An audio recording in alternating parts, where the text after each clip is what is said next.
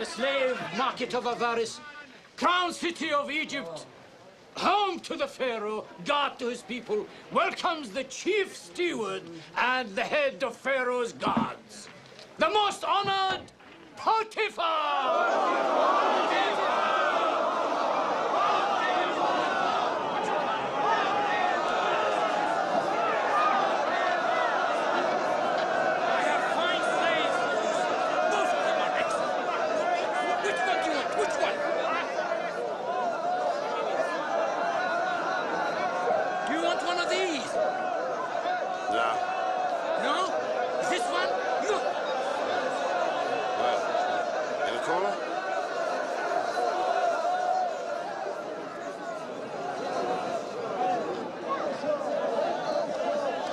This one.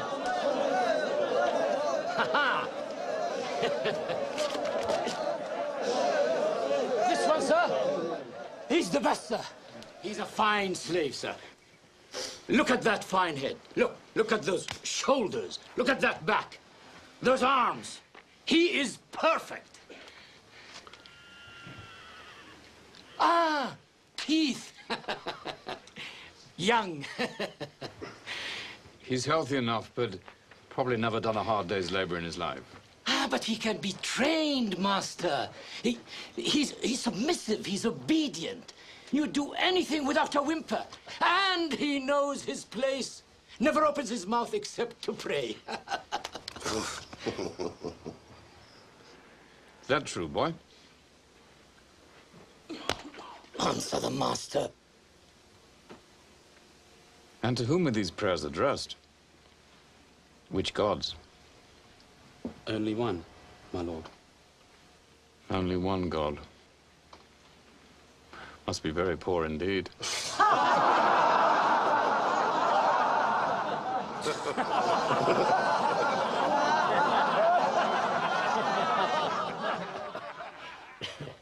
Well, boy. My one God provides all my needs, my lord. Well, he hasn't done very well for you now, has he? These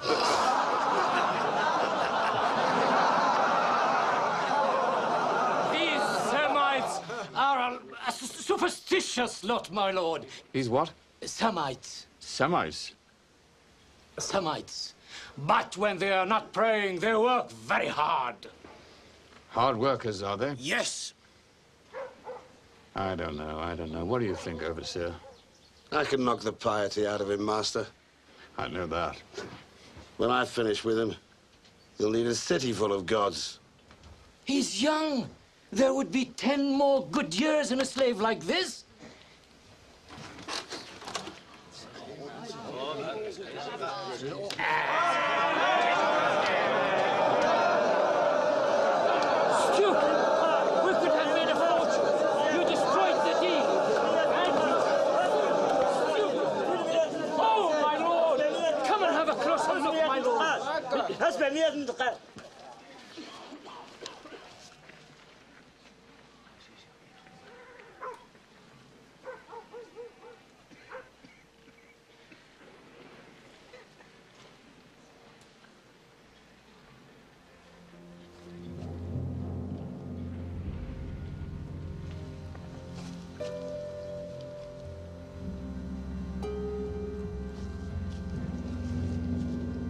The boy's amusing. For a good price, I'll take him off your hands. He wants it! Did you hear that? He wants it!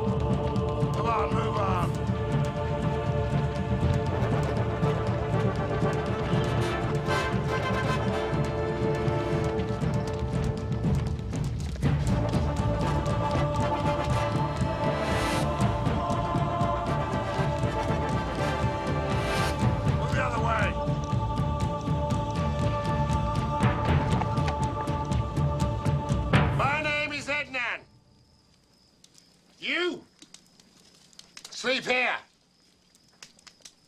You bathe each day. The mistress likes her slaves clean and silent. She sleeps 16 hours a day. Remember that.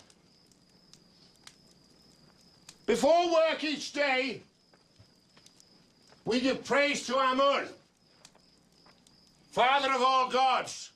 And praise is how you begin your life here. Praise to the all-powerful Amun! Praise to the all-powerful Amun! Praise to the all-powerful Amun! Praise to the all-powerful Amun! I thought you were pious, boy. Are you too good to praise our God? No, Master, not too good. Then what? I've only ever prayed to the God of my fathers. Well, you won't find him in Egypt. Don't you think you could use Amun's good graces? I need workers, boy. Not holy men. I just have to teach you to learn respect for my gods. Huh?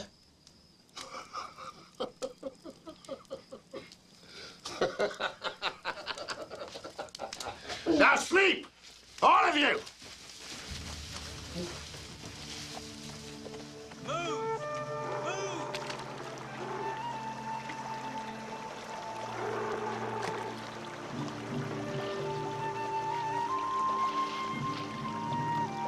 Don't muddy the water. Now we think. You stack them in the shade.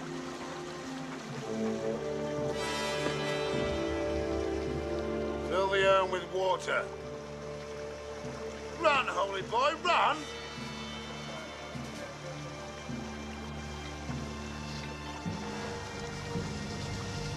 I said run!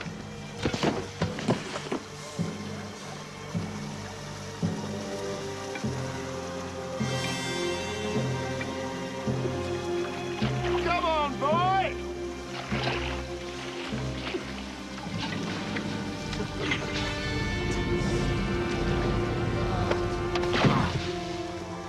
Where's your God now?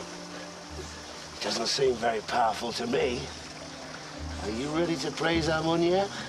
Huh? Not ready?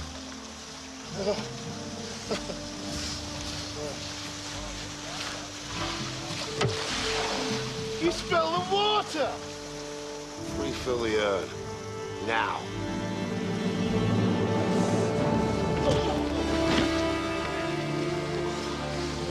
It's a fight you want, is it? Huh?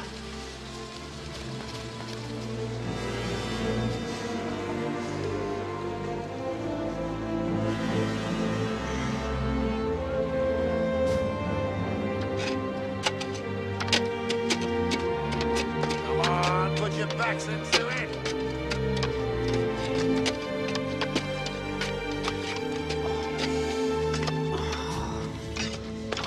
Back.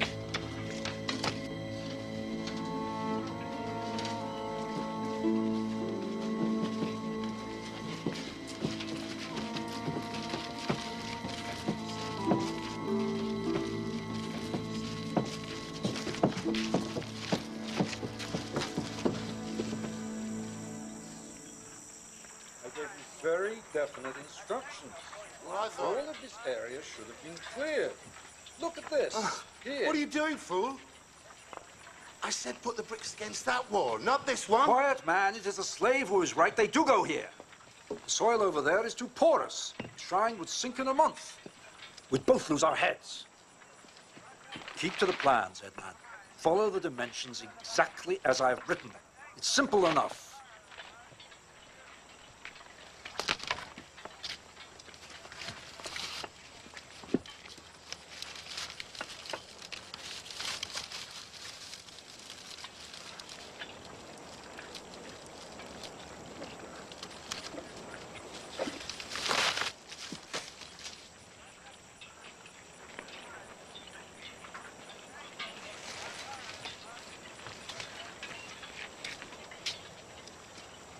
Huh?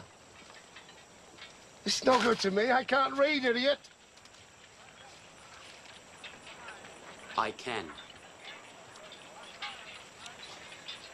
A slave who could read.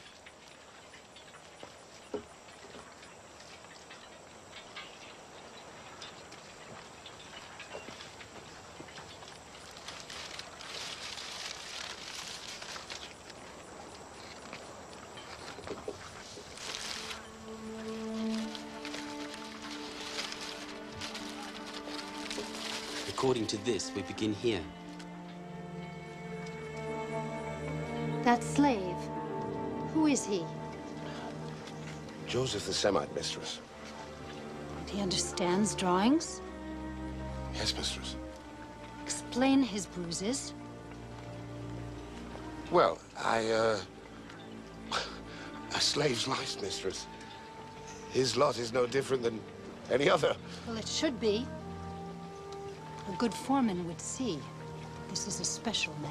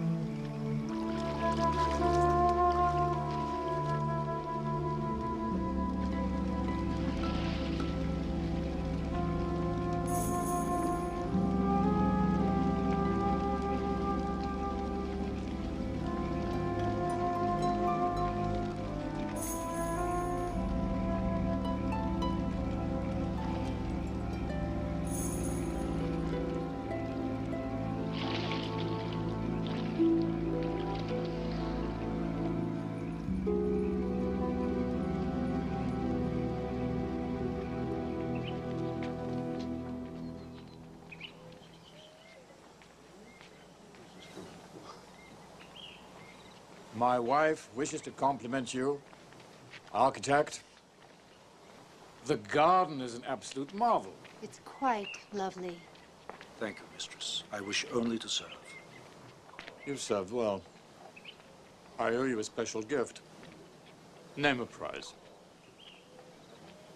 If it's not too forward, I should like to buy one of your slaves.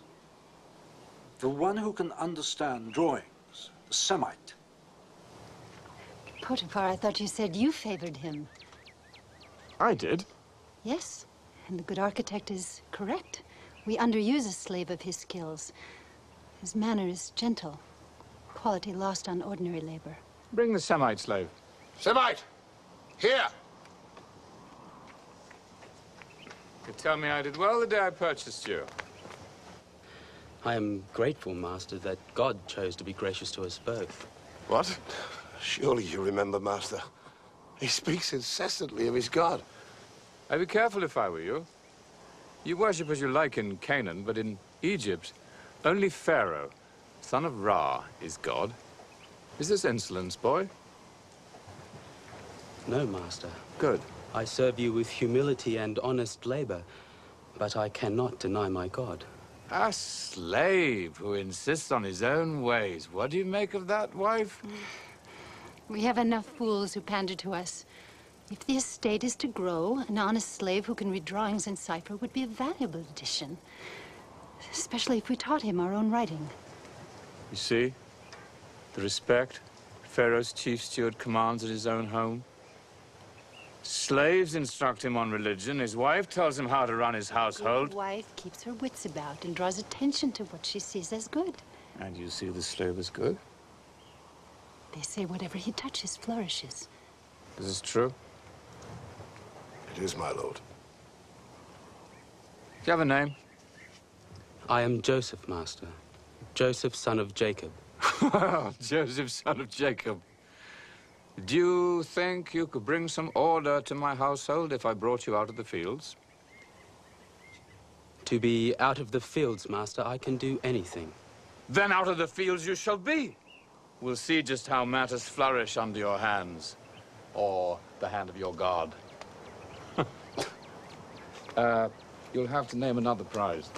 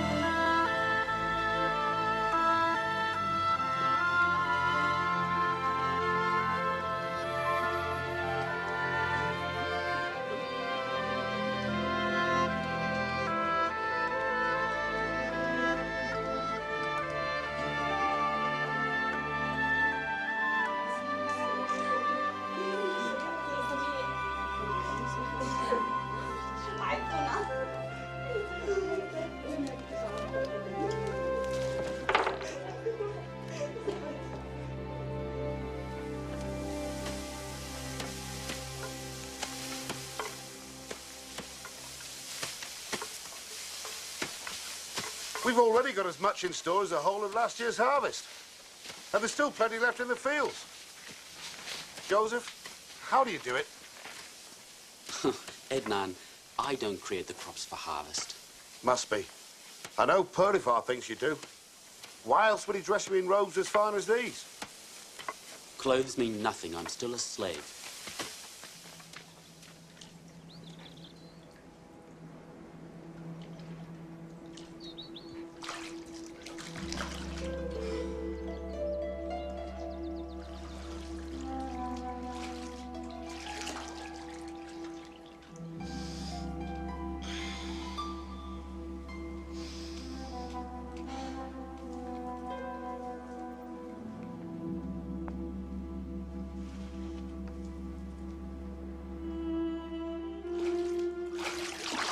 Mistress, please, you should not be here. Really? Has my husband elevated you to a position where you can tell me where I belong? No, mistress, of course not. Then be still.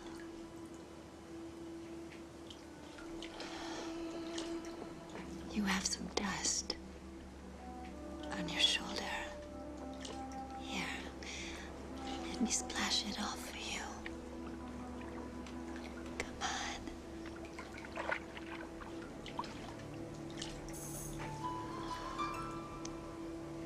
Oh, you work hard, and you have the muscles to prove it. I'm told the barley harvest is even bigger than last season's. Yes, mistress. Joseph the Golden. My husband is convinced that your God is behind all of his success. That you are the key to everything he's ever hoped for. My God provides for me.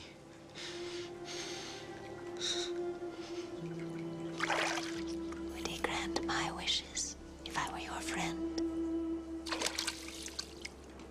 Please, mistress, I am only flesh and blood, and you press the limits of my strength. You dare restrain me? If my master knew why, he would understand. Really? Is it my fault you lured me here to take advantage of me? He knows me better than that. It's my word against that of a slave. Huh?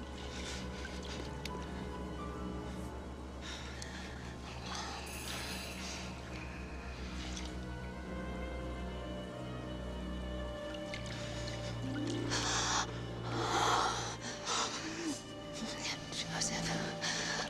Oh, come.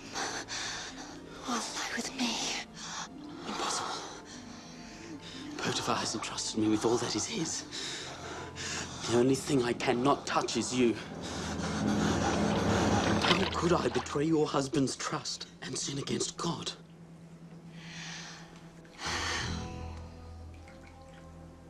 Time will come.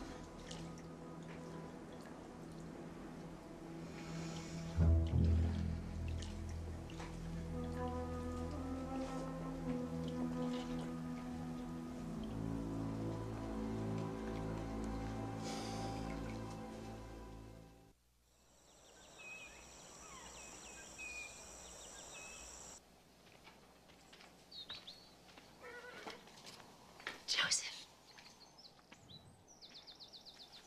Mistress, Joseph. I thought we understood each other. Oh, I understood you. But I think you misjudged me. So, I've decided to give you a second chance. Stop!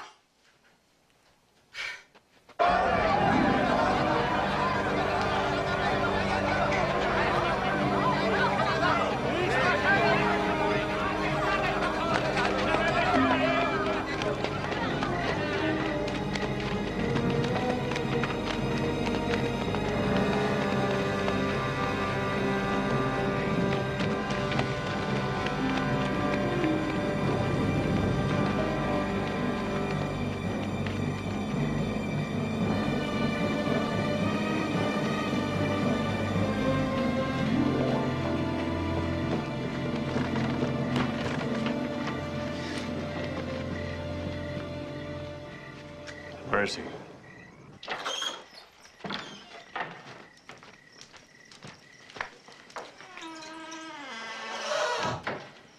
What my wife's maidservant ran to tell me, is it true? Would you have me call your own wife a liar, Master?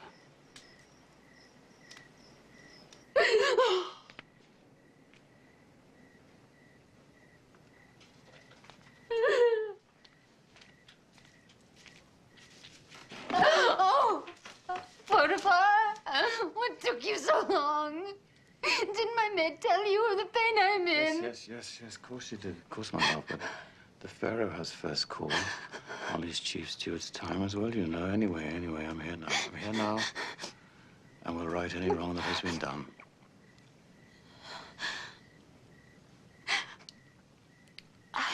I was alone.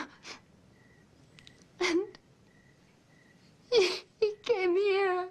He came to my chamber. On what excuse? That's exactly what I said. He just laughed at me.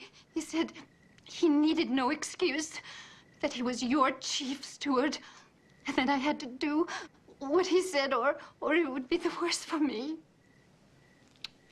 He grabbed my arms. He forced himself upon me. I screamed and I pushed him away. And I scratched wildly at him. You scratched him? Yes, with the power of the goddess Bastet with me. I drove him out.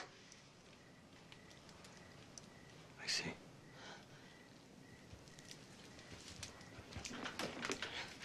I want the full measure of the law, husband. The full measure. I want his death. Go, leave me with the slave. Come.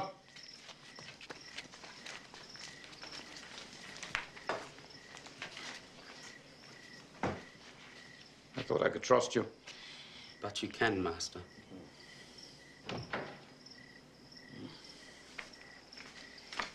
If anyone approaches, keep your hands behind you. Thank you, Master. Now explain yourself. How, Master? She accuses you of the vilest crime, Joseph, and demands the full measure of the law in vengeance, which means your head. And a man guilty of that crime would deserve nothing less. So you deny it? Yes, of course. But who would believe a slave pleading for his life? I deserve better than that from you. I've treated you more like a son than a slave. Trusted my entire estate to you. Made you the law of my house in my absence. You, a slave! Your lands prospered under my hand. Which is why I'd rather not see you dead. Take me years to find another like you. Is there nothing you can say in your defense? Only if you allow me to speak openly. As though I were a free man. So be it. But on this occasion only, and no one must ever know I allowed you such a liberty. You know you can trust me. I would never betray you, not after all the goodness you've shown me. Wouldn't you call forcing yourself on my wife a betrayal? Of course I would. And I repeat, I would never betray you.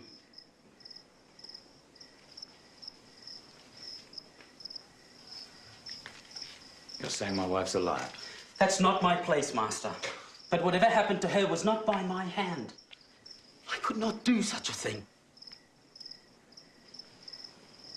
No, you couldn't. It goes against everything I've ever seen in you. By all the gods, why this now? When things are going so well for my house. Give me a reason to believe you.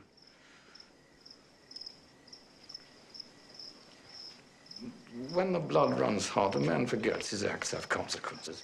I have seen the evil that comes from rape. It is hateful to me, and an abomination in the eyes of God.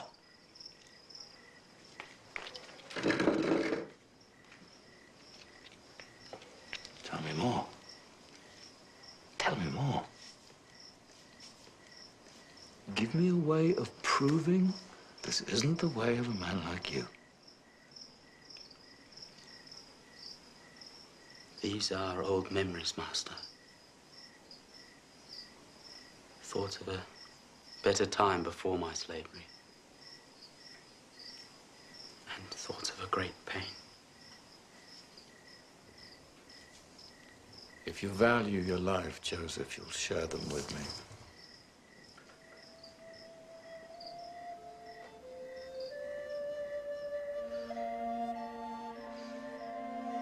I was only a child. And a happy one in so many ways.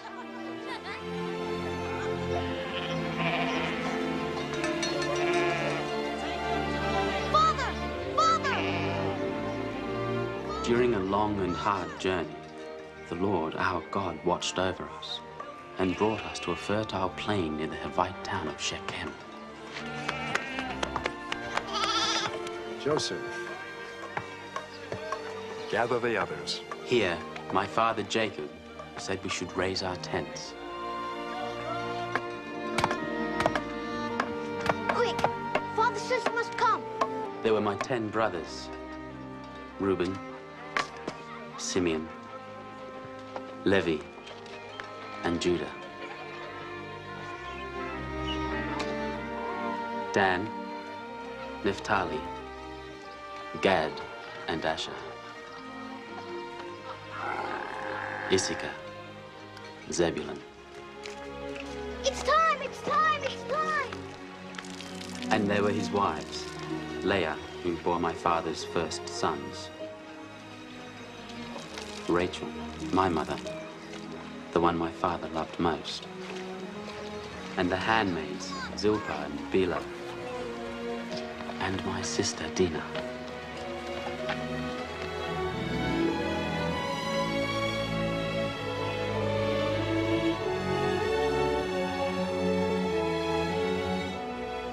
It was a happy time, Master. A feeling we had finally come home. The Lord is truly our shepherd.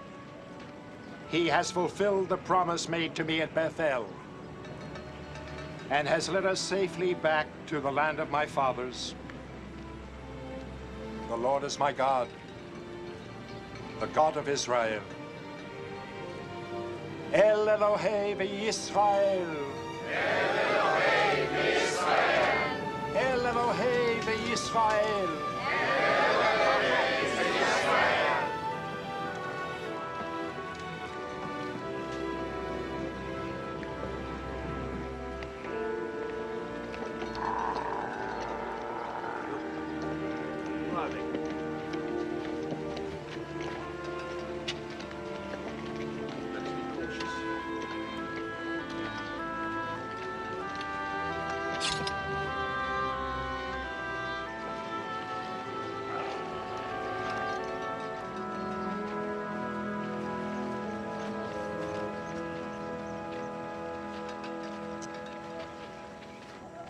I am Hamor, king of Shechem, which lies behind those walls.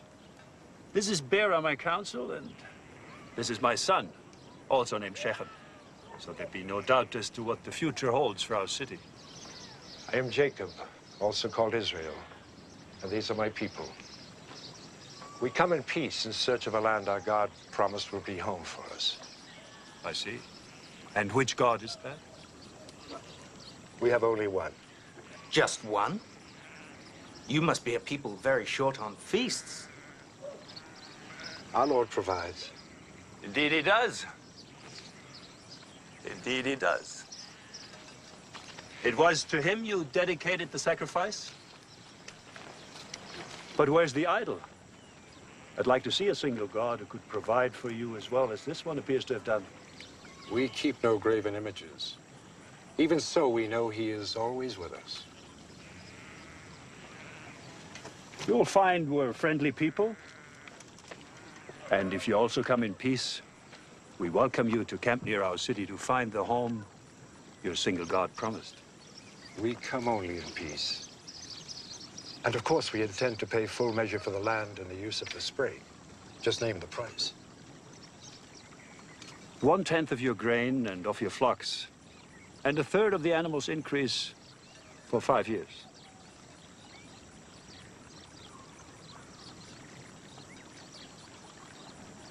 Done.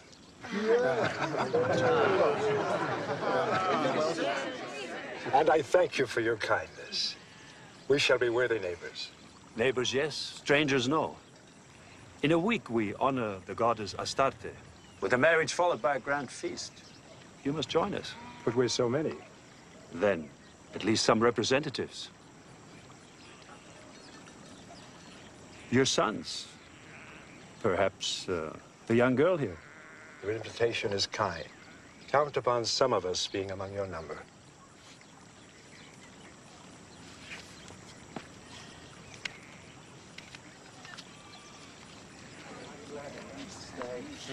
I don't like it. They're fat townspeople. I say we keep our distance, and if they give us trouble... Always the sword, Simeon. Is the hard way the only way you know? It's the surest way. No, the only sure way is the way of the Lord. As he has brought us thus far, he will continue to guide us.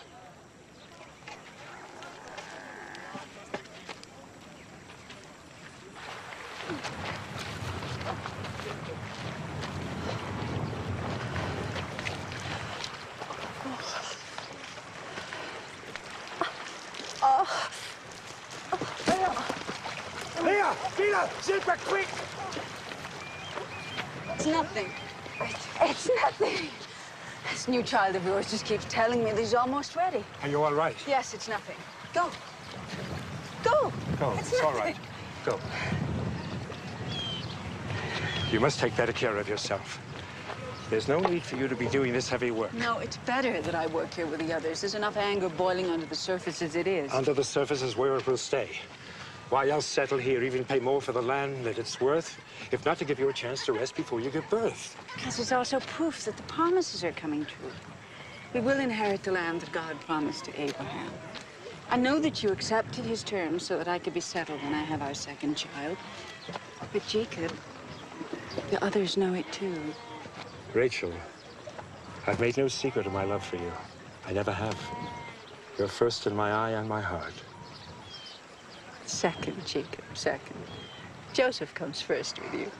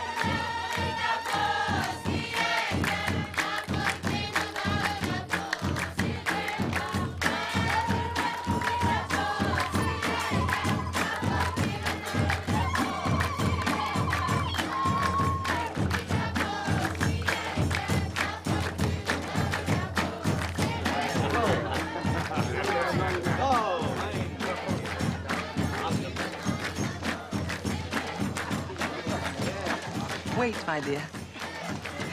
You're Jacob's daughter, aren't you? Yes, I am. Let's sit here.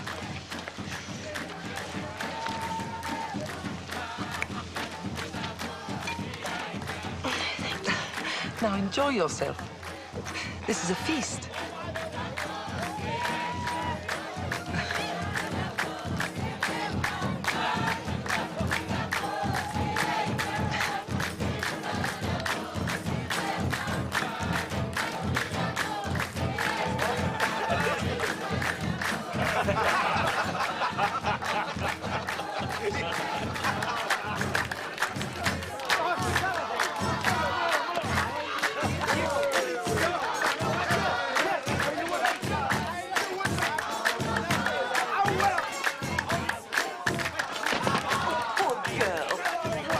right, my dear. Don't worry, I'll see to her.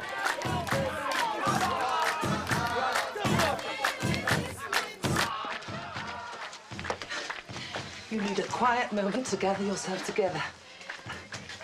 You'll be fine. I'll take you to a cool room for a rest.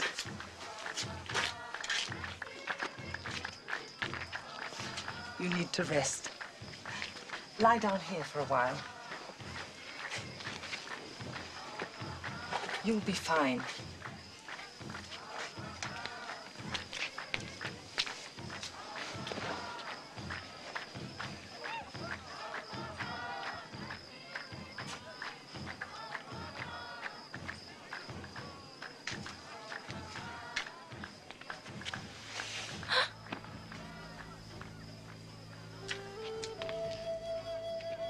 Don't be frightened. It's only me. Yes. I mean, I'm not frightened. You're perfectly safe. Nobody as beautiful as you could ever really be in danger.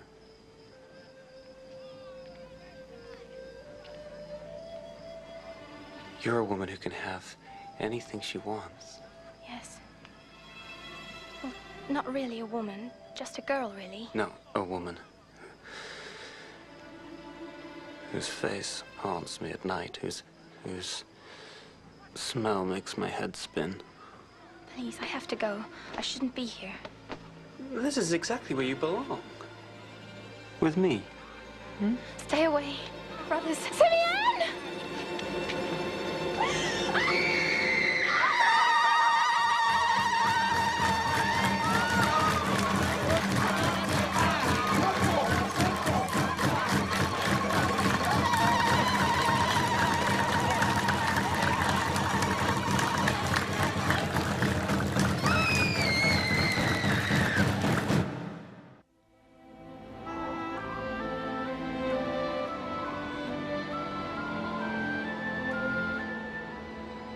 There's no excuse for what my son did to your daughter.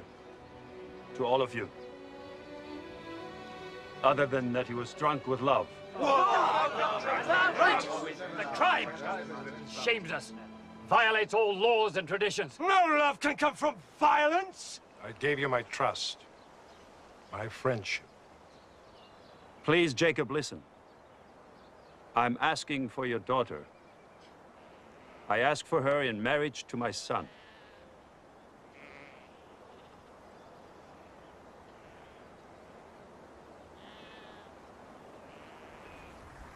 I'll do anything, whatever you ask.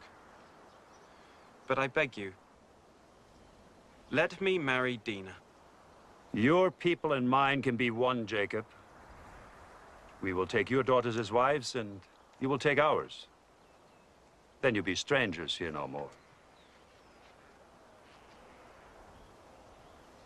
That you seek a peace that can wash away the stain of violence is good. And appreciated. But our traditions and beliefs demand that we can only marry those who worship our God. And our God alone. He's a good God, your God. We see his presence among you, see how you prosper. We watched your sacrifice to him. We respect your beliefs. And we can learn to worship as you do. And you can embrace all our rituals?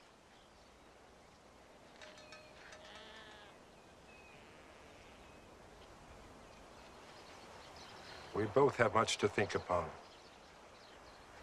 Until tomorrow, perhaps. Until tomorrow, then.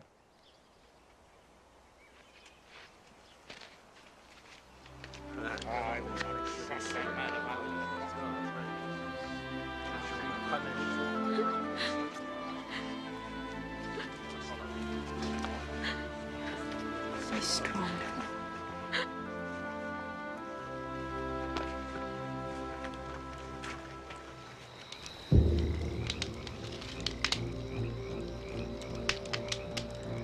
Is it that simple? They take our sister for a whore. And the reward is we embrace them, make them family, masters of our women's dowries. Not if I have a say in it. But you don't. None of us do. This decision is for our father alone. I've heard enough. You're like the women clucking away. Good night, brothers.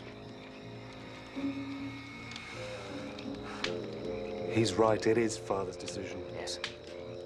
But what happens after that is something else altogether. Go on. Accepting our rituals means all their males must be circumcised. And if they are, they'll be sick. Weak. At our mercy. Get to the pastures. Spread the word. We'll need every man. 3 days is what it takes for the fever and the weakness. By the 4th morning, it'll have passed. Along with our one chance. Yes.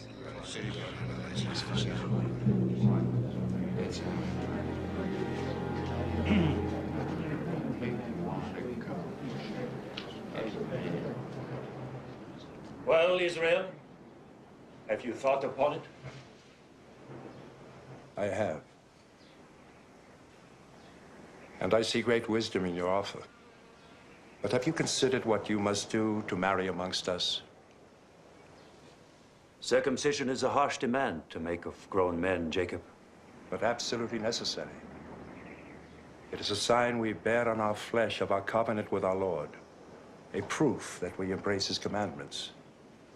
Only then can we be allowed to be united through marriage.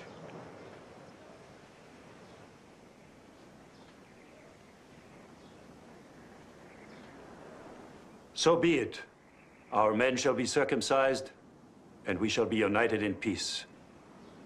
A new and strong people.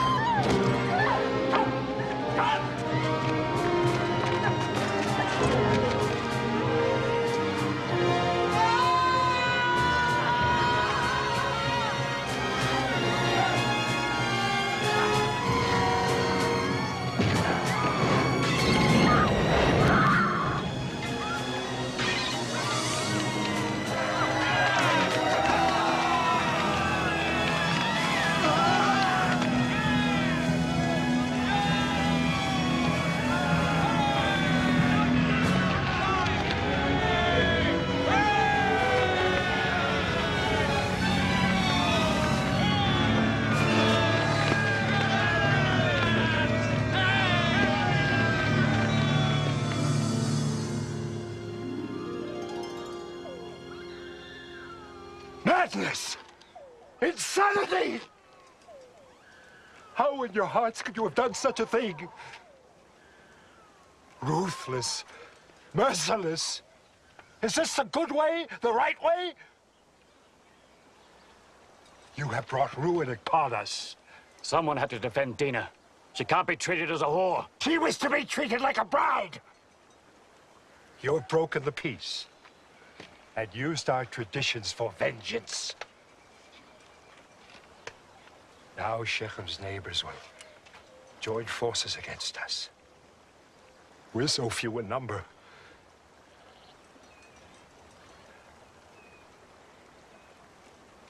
Gather our things. We must leave this place. We must leave this place! Gather our things!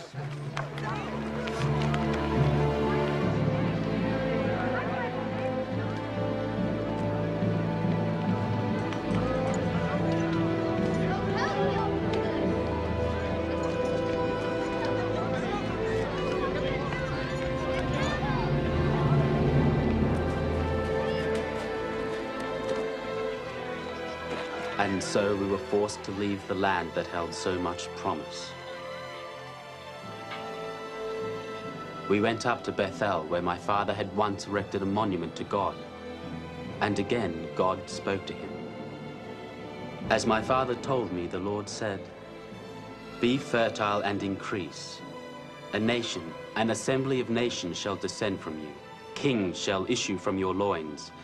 The land I gave Abraham and Isaac I now give to you, and to your offspring to come I will give this land."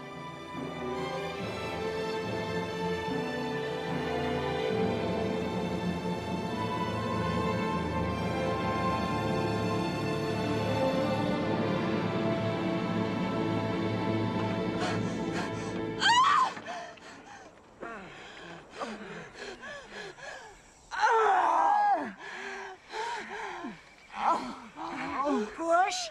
Push, Rachel, push!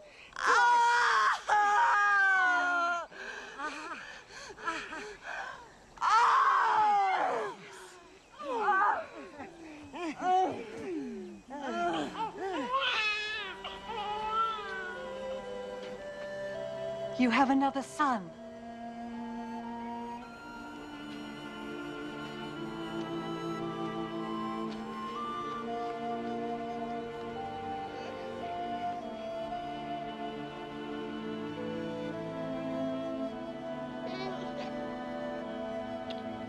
Rachel?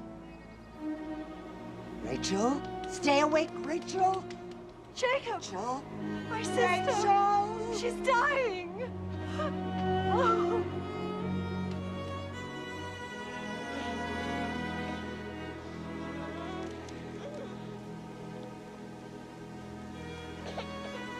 Call him Ben-Oni, child of pain. No, not Benoni.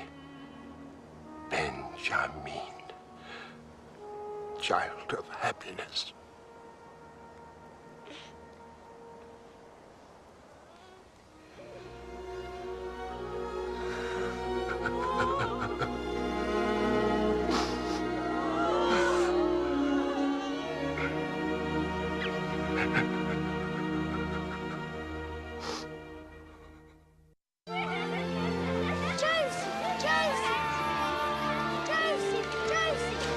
Benjamin! Benjamin! Benjamin! Josie!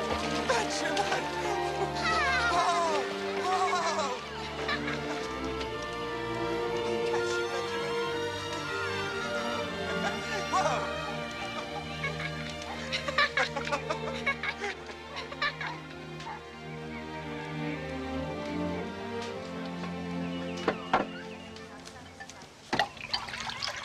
Hila. Hila, spend a moment with me.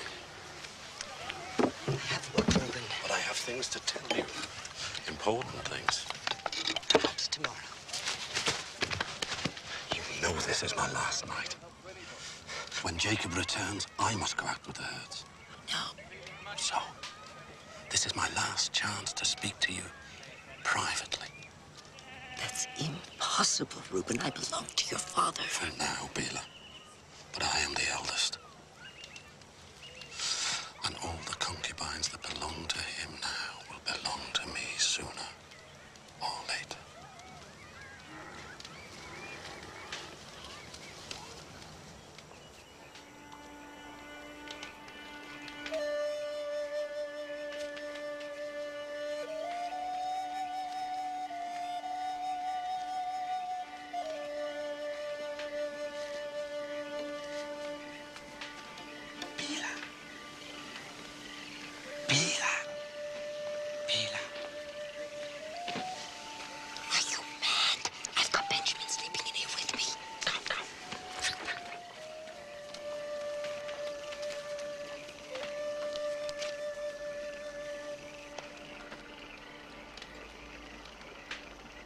I thought you should know. I should send them both away. Go. How could he do this to me? How dare he do this to me? Reuben seduces Bela, Rachel's maidservant who bore me children. Bela is like a mother to Benjamin. Your sons give me nothing but grief, forcing us to leave Shechem like thieves, forcing us to take Rachel on a trek that killed her. And now this! He was wrong. I know that. But once you speak to him... No more words! Things must change. Reuben is my firstborn. Your first son. No more words!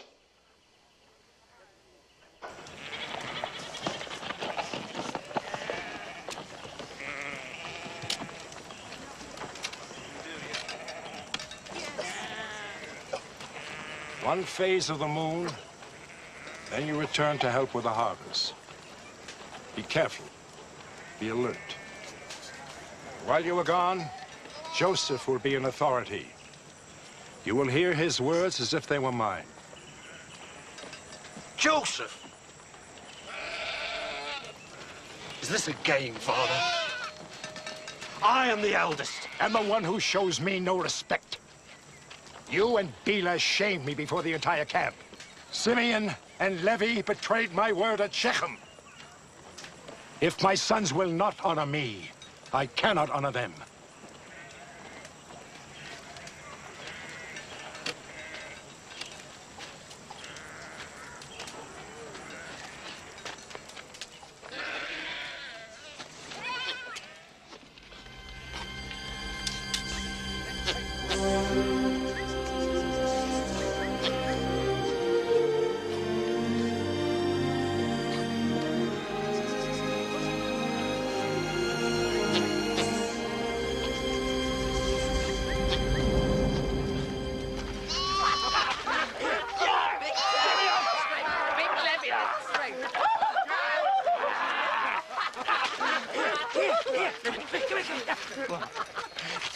See what Joseph does. Make him eat it.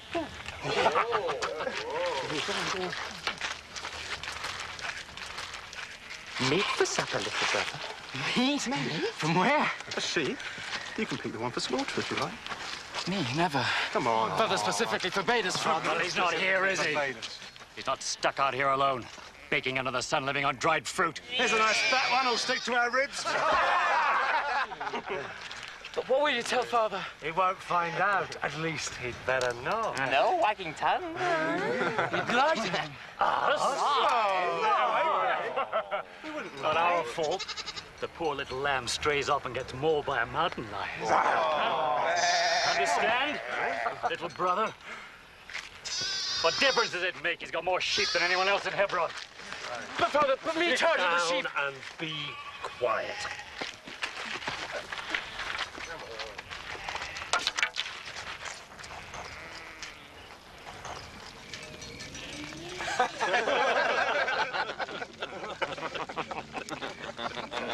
Come on, Joseph. Have something to eat. It's only a lamb. Poor little thing, mauled to death by a mountain lion. Eat. I'm not hungry. Look at the hide. Any fool can see it was killed by a wild animal. A close look. Hey!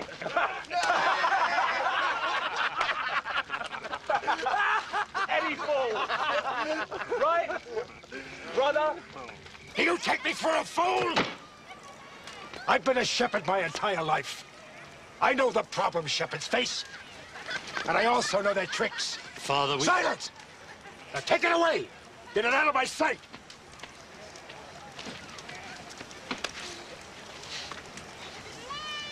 At least now we know what to expect from Joseph.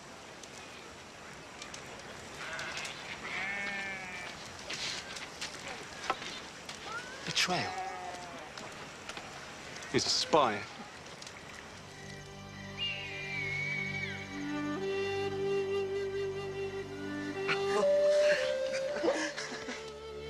He certainly looks like a prince. So tall and strong.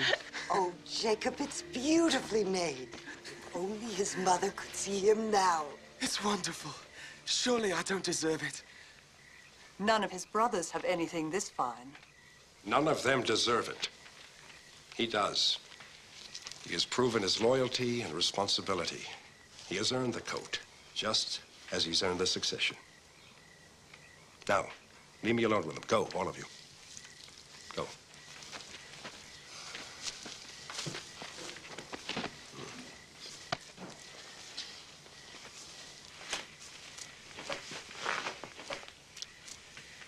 I'm honoring you, Joseph.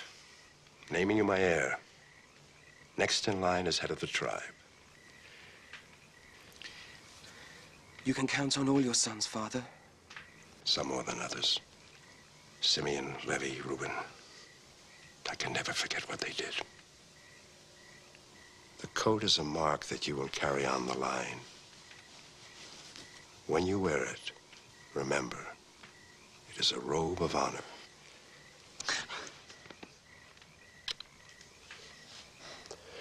Now, get some sleep. We have a lot of work to do. The harvest starts tomorrow.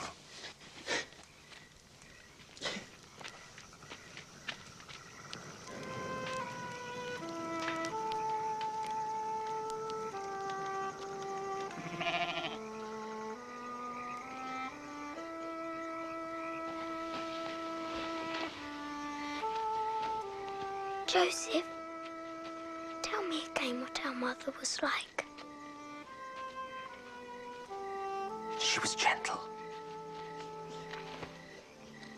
kind, loving, and very beautiful.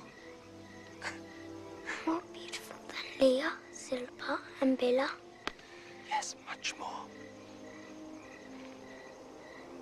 Is it true that I killed her? Of course not. Where did you ever get such an idea? I heard some of the women say that she died because I was born. That's foolishness, Benjamin. That's not why she died. Why then? I don't know why, Benjamin.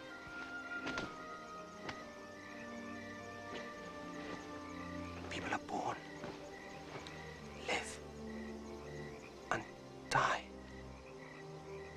Even the stars fall and die. And the sun sets every day just to be reborn the next morning. I wish I'd had known, Mother. I'd never have let her go. It's not that simple, little brother. Hush now. Go to sleep. Are you going to sleep in your new coat? Yes. I love it so much.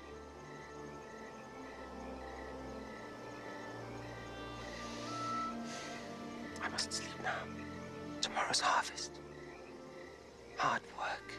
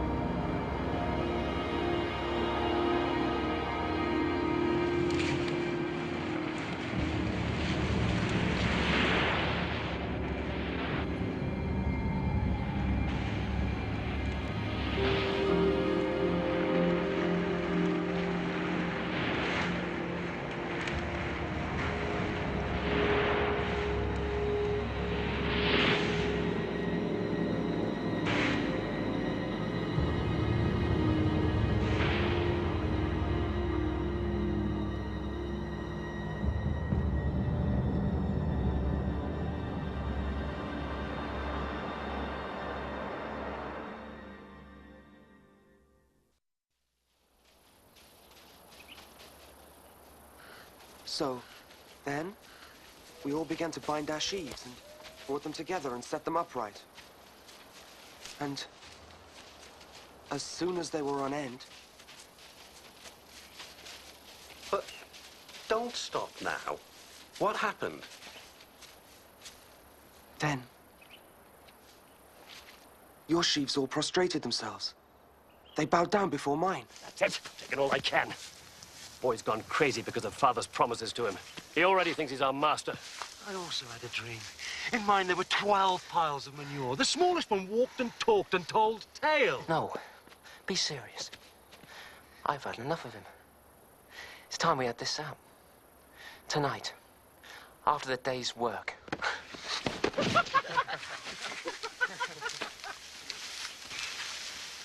We'll see what Father thinks about this.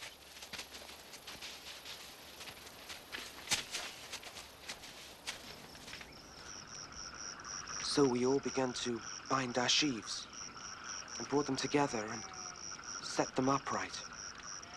And as soon as they were on end, their sheaves bowed down before mine. Do you hear that, Father?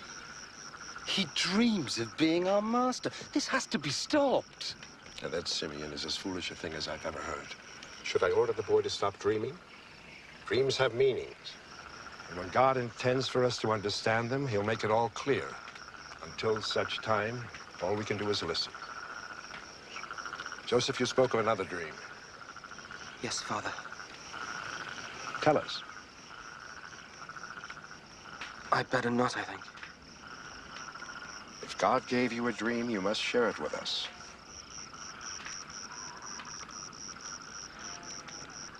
I dreamt the sun and the moon and the stars paid homage to me. I don't know what that means. Am I the sun, perhaps? Surely not. Your mother, the moon, your 11 brothers, the stars. I mean, should we all bow down to you? Now you've listened to this madness, perhaps we can go back to the way things were, the way things ought to be. Yes, I'm sure you'd like that. But Joseph's dreams do not change what happened at Shechem, or with the lambs of the fields. Dreams do not change my decisions.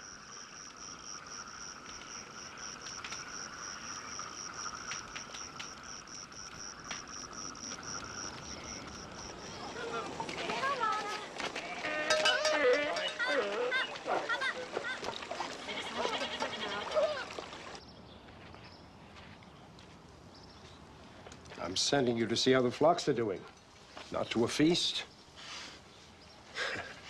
Son, you're getting older, bigger. And where once your brothers might resent you, as you gain strength and position, they begin to feel very threatened by you. I want you to try and make peace with them. Yes, Father. That's also what I want. But sometimes the anger is... Time will ease that, if you're more careful of their feelings. Joseph, they're different than you are. They're all brought up together like a pack of lion cubs. You and Benjamin are the children of my old age. You were given more attention, perhaps, but your brothers see that as more love. We both must help try to make them see the truth. Understand? Yes, Father. Good. Then go safely and with a steady pace. You should find them within a 2 days' journey.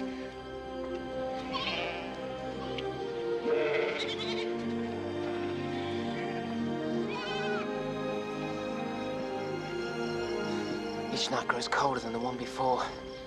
We have another cycle of the moon before we can return. I'm in no hurry. Only thing waiting for us at Hebron is our new master in his wonderful coat. Come, little sheaves. Bow down before the great man Joseph. Come on, bow! Mercy! Mercy, master, please! Have mercy upon us! A wild animal tore a little lamb to pieces! Please! Oh, we are innocent, oh great Joseph. Please have mercy upon us. No, my brothers. I'm in no hurry to see him again. It's peaceful here. Unless he comes looking for us. I think we should move west. What makes you think the pastures will be any better somewhere else? We'll move west tomorrow, to the region near Dothan. The grass will be fuller there. Listen to him give orders and predict what we'll find. Must have been a dream. Runs in the family. The only thing I dream about is women. But I do know that if we move on, no one will know where we are. And no one will be able to spy on us. I agree. Let anyone who wants to find us have to dream where we are.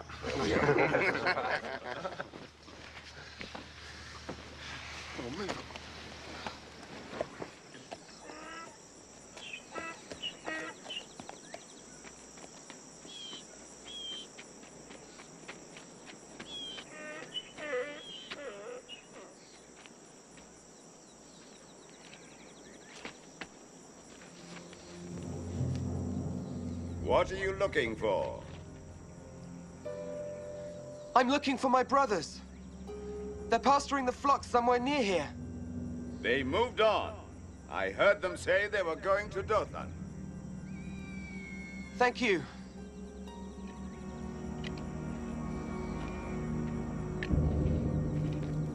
Are you sure they went west?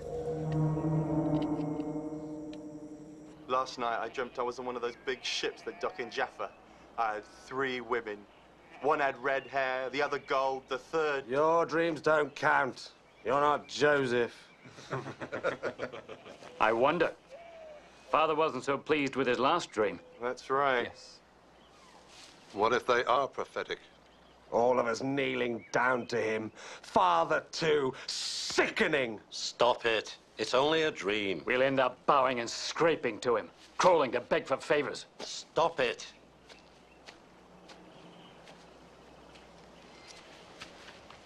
What is it?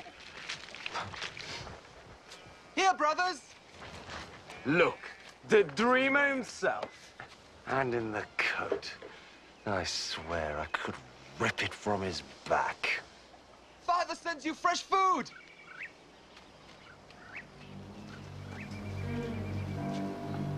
I say we kill him. What? I say we kill him. It's the only way to be done with him once and for all. Hold your tongue. Don't even think it. No. Simeon is right. To kill him? Never. If it's to teach him a lesson, then throw him in a pit. But you don't spill your brother's blood. Why not? It could happen. A long journey by himself. Thieves. Or a mountain lion. No, wait. We tried this with the lamb. Father saw right through the lie. Imagine what he'd make of this. The fact that he caught us in the last lie would make this one all the more believable. Yes. He'd never expect us to lie a second time, especially about Joseph. Brothers! Well, this is the only chance you'll ever have to be done with him. That's right. To assume our rightful place once the old man's gone. Let's do it! Use your mind. You can't spill a brother's blood. Have you thought of the curse which will fall upon us if we do this? Stop it! Stop it now before it's too late! Stop what? Ignore him. Don't speak to boys who come to work in groom's clothing. We come in search of more tales to tell. Father wants a report, and he thinks I'm the one to do the job. He told me... Forget what he told you. You report on me, and it'll be the last thing you do. Simeon! I'll do as Father instructed. Simeon, stop it! I'll do as Father tells me. And your warning smells of too much water. Hold him back!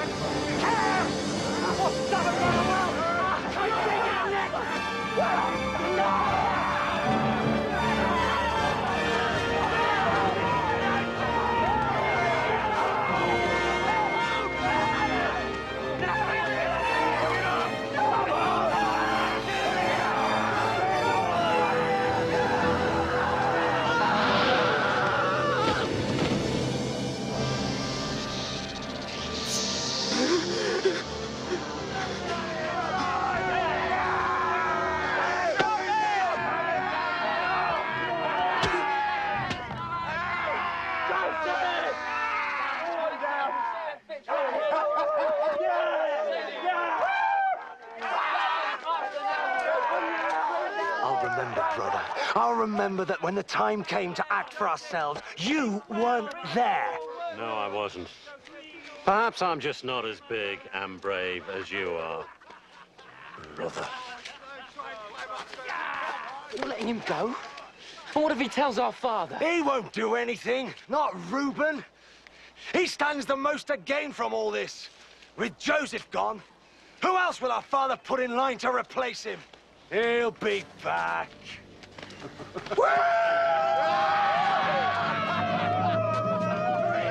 I'm Joseph! Hail to me!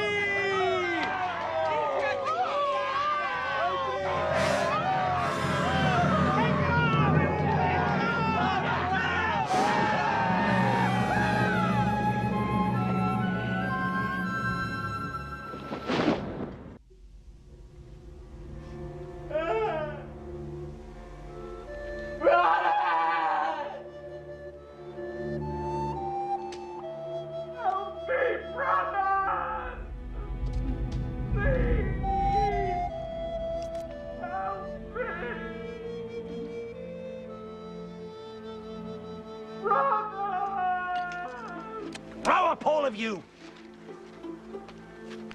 Sitting and moping like women. What's done is done. Now let's get on with our own business. The boy is our business. Was, brother, was. There's no turning back now. And if we pulled him out? From the well where you helped me throw him and have him tell Father what we did? At least he's not dead. Well, I mean, we could always tell Father we're just trying to teach him a lesson. And Father will teach us a thing or two. The flocks are his, the tents, the food, everything. I worked too hard to be disowned and left with nothing. No, brother, we'll have to see this one through. Because what our Father doesn't know can't hurt us.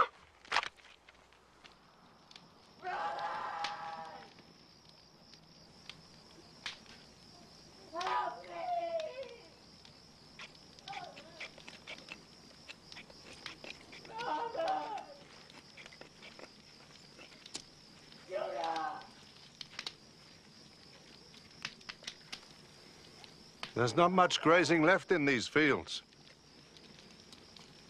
Simeon, I think it best if you and Levi take part of the flock to fresh pastures near Shechem. So you can fish out the boy and throw the blame on us? Never.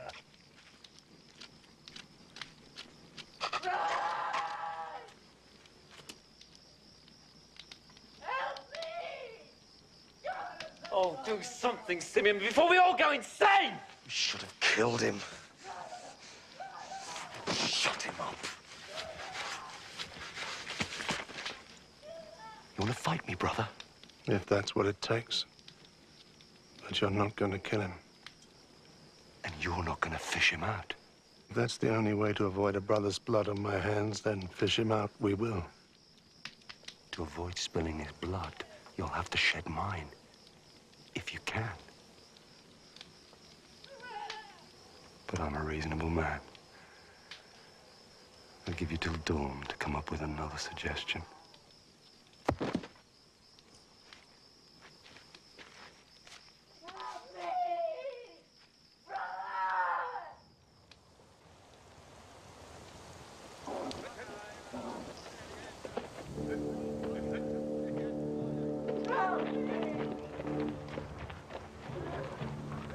Ishmaelite traders!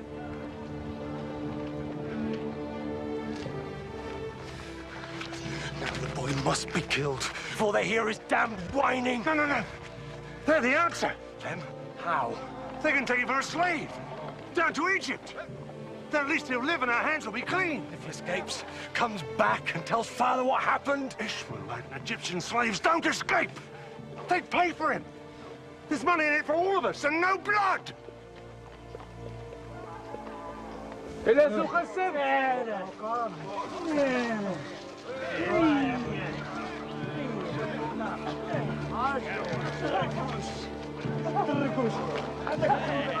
$20 shekels, not a piece more. In silver? Of course. Done.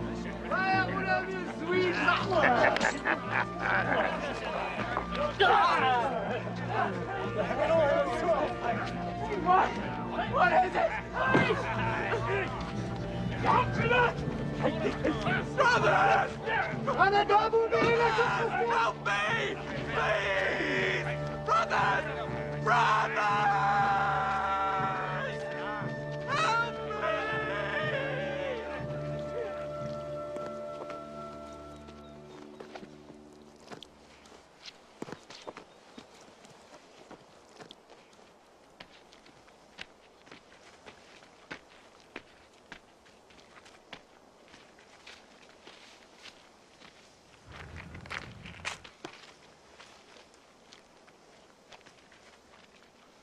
Come to save him. I won't have his blood on my hands. It's too late for that.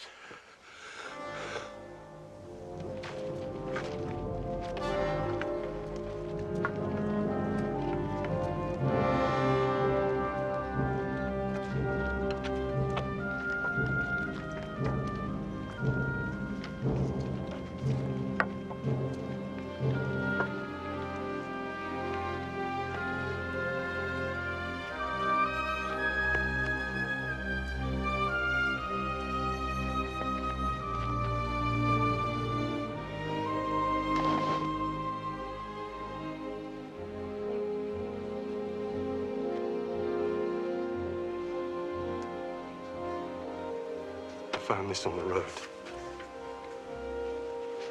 It must have gotten lost. A wild animal. No! No! No! No! No!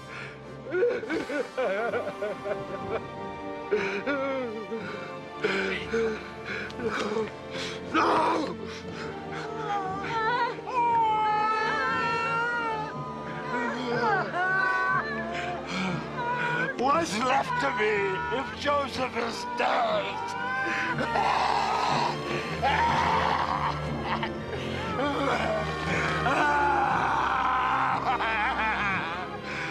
Joseph! Joseph!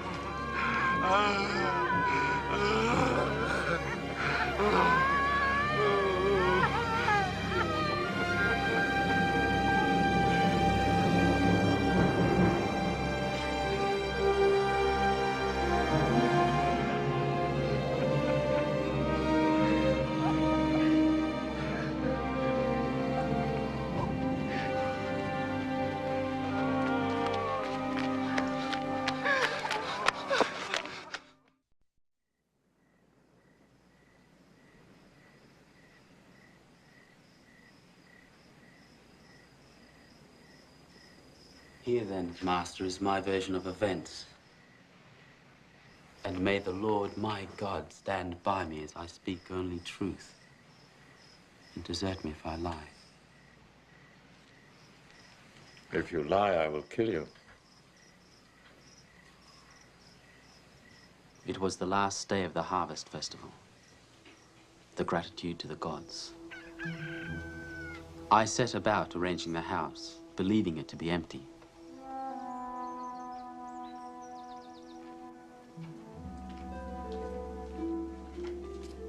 Joseph. Mistress, Joseph. I thought we understood each other. Oh, I understood you, but I think you misjudged me. So, I've decided to give you a second chance. Stop! Joseph.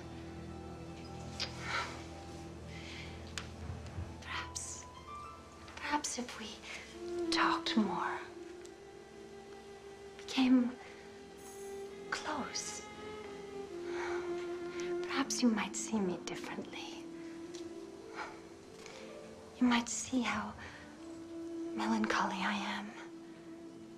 My husband is so busy all the time. Loneliness is a terrible thing, Joseph. I know you hurt, but... Oh, you are not a common man. Where does the mystery come from with you? Where are you from? This house is my home now. Tell me about your father. You once said he was a prince. Does he have many herds of animals? Servants, fields? Yes. So he is a powerful man. Do you think he is happy with his wealth? I don't think my father's wealth brings him much joy. Then what would? I expect if he could see me again. No, your freedom is within my gift. Yes. But I can't. It would offend God. You know you want me. Look how you're shaking. You want me as much as I want you. Come, Joseph. Come lie with me.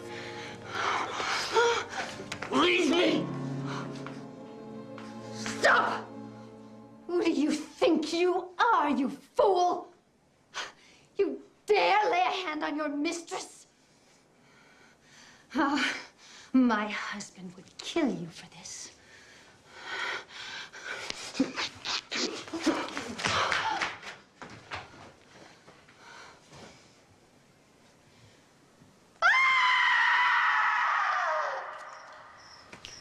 Is that all? As I swear before the Lord my God.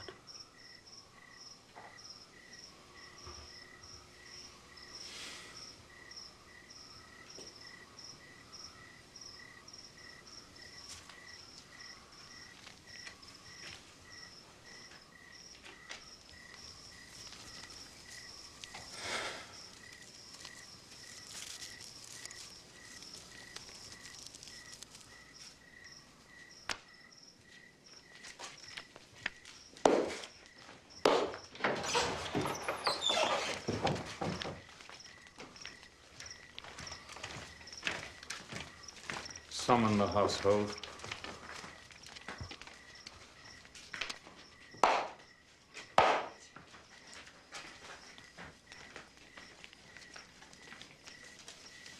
Good. Let them all hear him sentenced to death.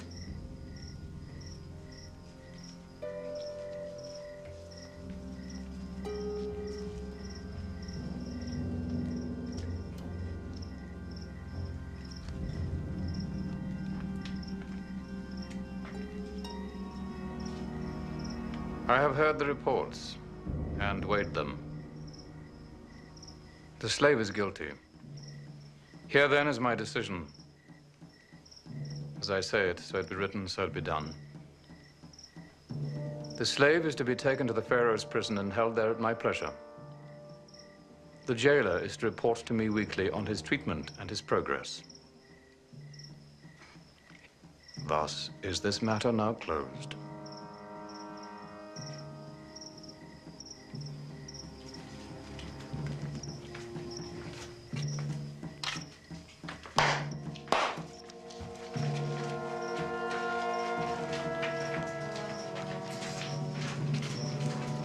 Bring him.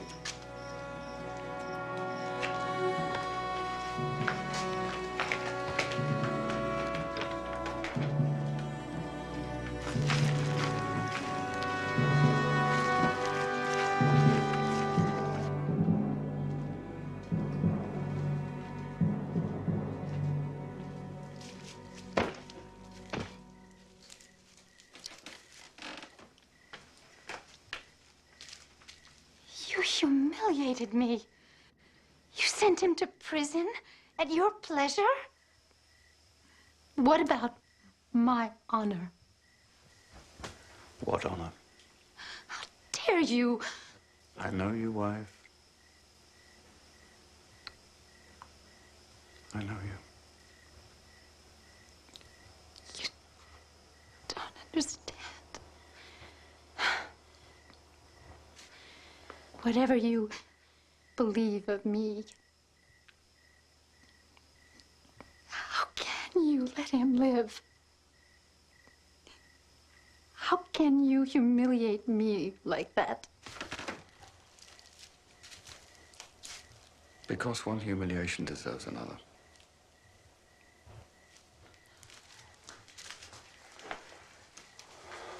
Wife. Anyone who knows Joseph also knows that if he swears by his God, he's telling the truth. What is more important to you? His God or my good name? The truth? The truth. Yes, that's what matters.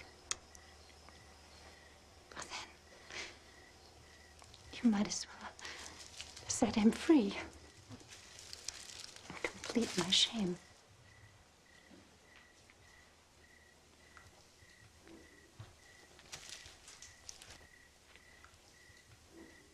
Wherever he is, whatever happens to him, he is free.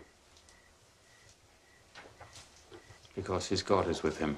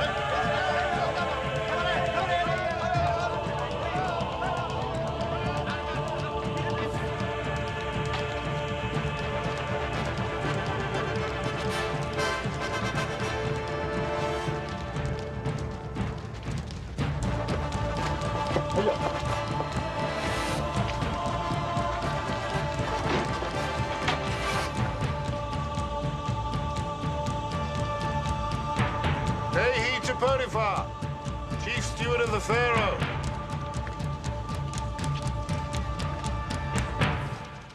Peace be with you, Master. Do you know about this? The warder said only to expect 2 new prisoners. The excellence of your work here is becoming common knowledge. They say the prisoners have never eaten better. The warder's never been richer. The Pharaoh has never had to spend less to keep his jails running.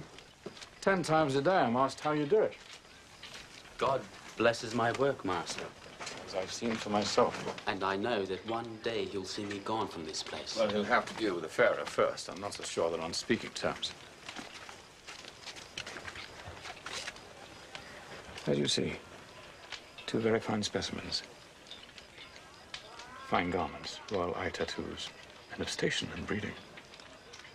Fat one is, well, was Pharaoh's baker. The scrawny one is cupbearer. Important men. How did they end up here? Accused of theft. Of Pharaoh's bracelet of the sun. The mark of the true sun god. It's gone. Missing. And Pharaoh's seers and prognosticators say that one of these two is the culprit. Then their lives are over. Probably. But you never know what can happen. And in case they ever get out of this place and find themselves restored at court, it would serve you well to serve them well. You understand? Completely, Master. You do this well, Joseph. And you can give me a valuable ally when the time comes to plead your case with Pharaoh himself. May your God be with you.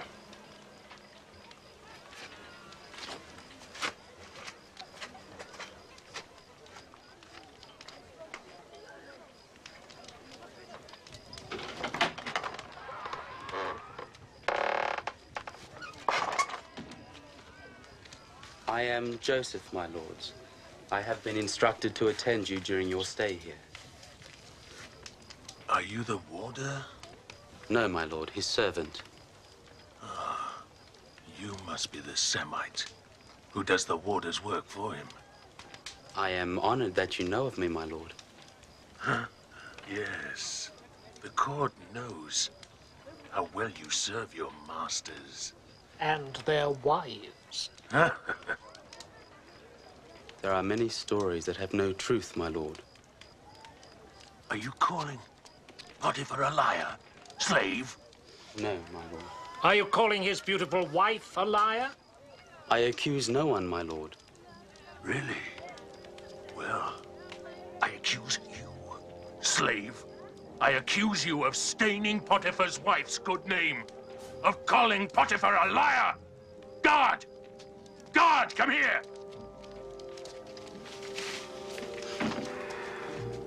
Beat this man with your whip. Careful, my friend. We are in his prison. His prison? He's a slave. Potiphar will thank me for punishing such insolence. Don't look to this slave for permission. I serve in the court of the Pharaoh, God on earth. Do as I tell you.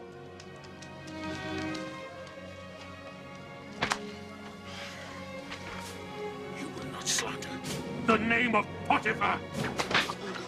You will not slander the name of his wife. He will praise me for upholding his honor. Slave! Slave! Slave!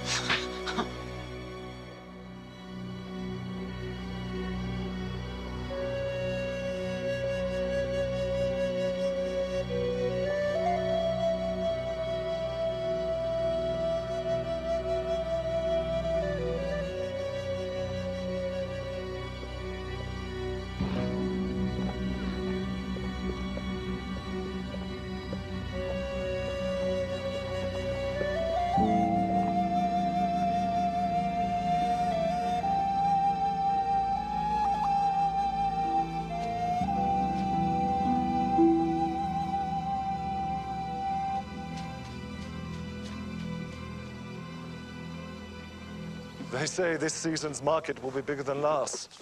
I hope so. It gets harder and harder to scratch out a living. Judah, you don't have the animals to prosper, you know that.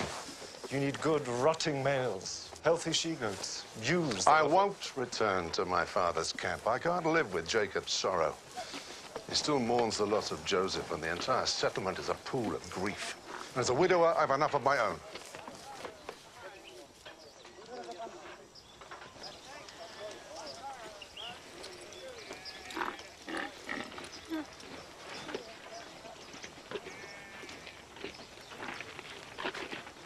I will give your camel water, master.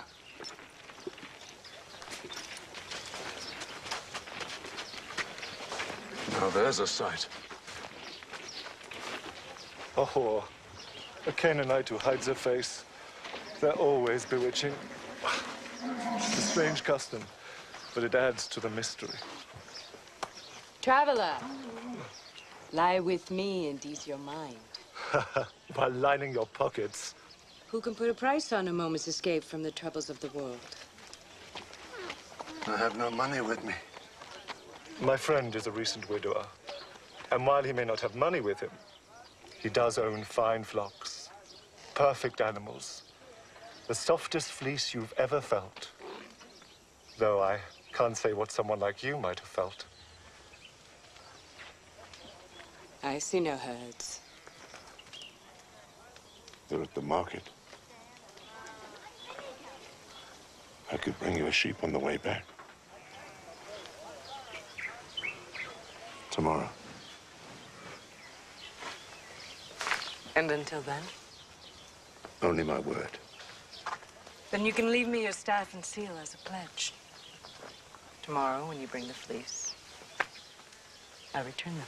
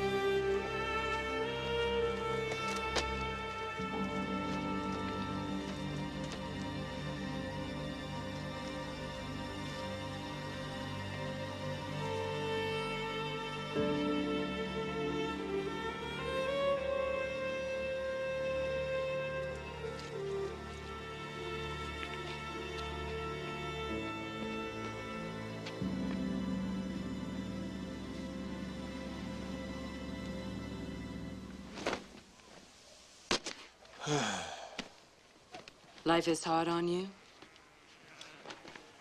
A barren daughter-in-law that buried my first son. People die. They do. But as is the custom with my people, I forced my second son to marry her so that his brother's wealth would not be lost. And he too died. Misfortune indeed. You have other family? 11 brothers. Once there were 12. But the second youngest was taken by a wild animal. And ever since, not a day passes but my father sheds a tear at the youngster's memory. His sorrow was so thick I had to leave and start my own encampment. You grieve as if the boy's death was your fault. Never. In no way! Why would you even think such a thing? No injury intended.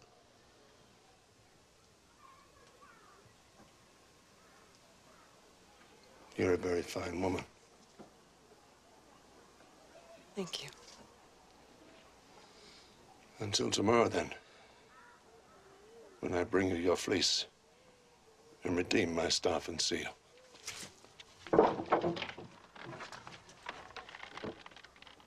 Until tomorrow.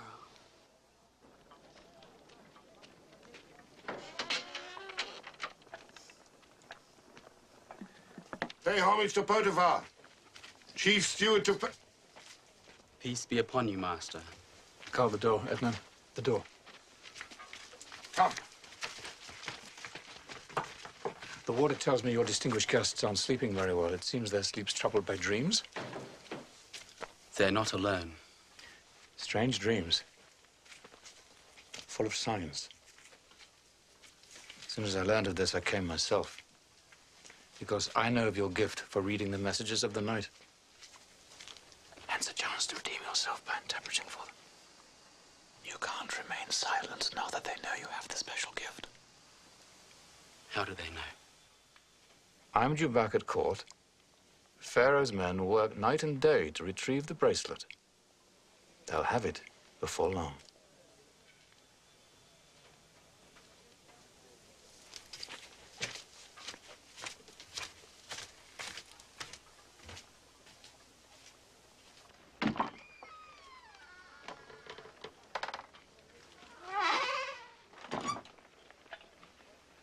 I hear you have the gift of second sight. At times, Master, when God sees fit to grant it. How low have we fallen, listening to the ramblings of a Semite slave? The ability to interpret dreams is a gift from God. Then why don't you see how well he could do for you, Vintner? I intend to. Be seated, Joseph.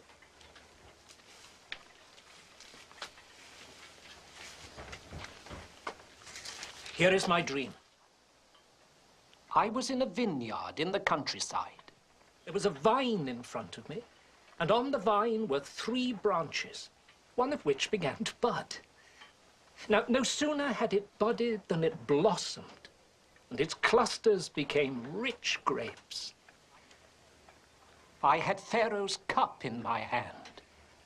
I picked the grapes, and I squeezed them into Pharaoh's cup.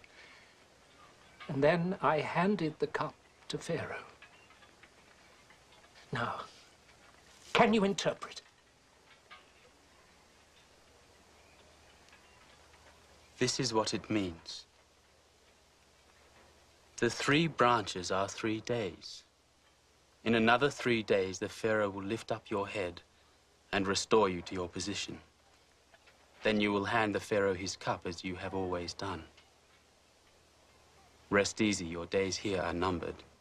Can it be true? Now listen to me, slave. I, too, had a dream. There were 3 wicker trays on my head. In the top tray were all kinds of pastries for Pharaoh, such as a baker might make. But birds were eating them off the tray on my head. Give me its meaning. I am sorry. I cannot interpret that dream. You can. I know you can. You're hiding something from me. Tell me what it means. Very well. This is what I believe your dream to mean. The 3 trays are also 3 days. In another 3 days, the Pharaoh will lift up your head as well, by hanging you from a gallows. Then the birds will eat the flesh from your bones. No!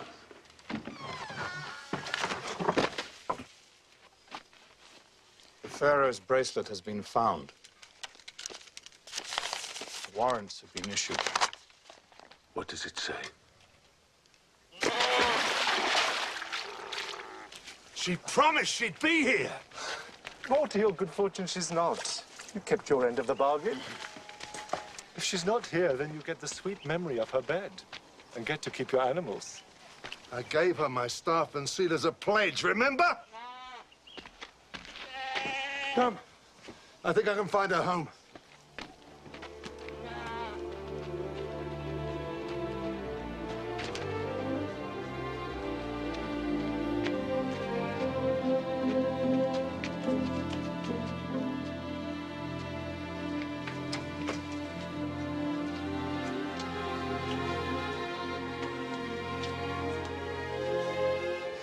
My punishment will never end.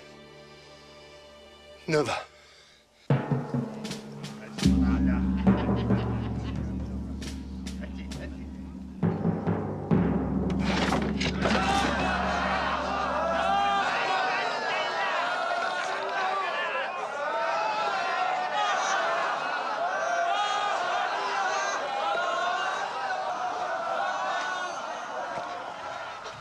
I am most grateful for your judgment in this matter.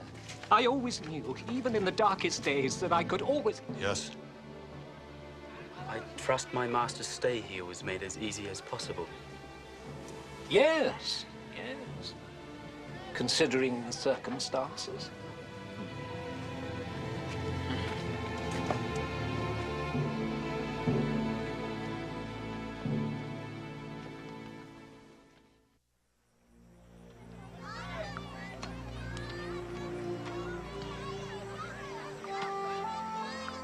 Now repeat everything you've learned, Benjamin. The table of the descendants of Terah, who was 70 when he begat Abraham, Nahor, and Haran. Father, you know I have the lines of our family completely memorized. Shouldn't I be helping my brothers pen the flocks? Their backs are strong enough for the job. For you, this is more important. You have to carry on the line. But I'm the youngest, Father. Reuben, even Judah... I've spent a lifetime showing me they're not up to the task. It would have been Joseph who would have carried on the line, but... my other sons... It was a wild animal who took Joseph. You can't go on blaming the others forever. We must take our signs from God. In my heart, I know Rachel was called to give us the next in line. And with Joseph gone, that means you must keep our traditions alive. Maintain Abraham's covenant with our Lord. Blessed be his name. Now, young men, back to the tables. And the sons of Abraham were Isaac and Ishmael. And Isaac begat Esau and Jacob. And Esau, who was called Edom, took wives among the Canaanites. Father! Father! Quickly! It's Judah. Judah.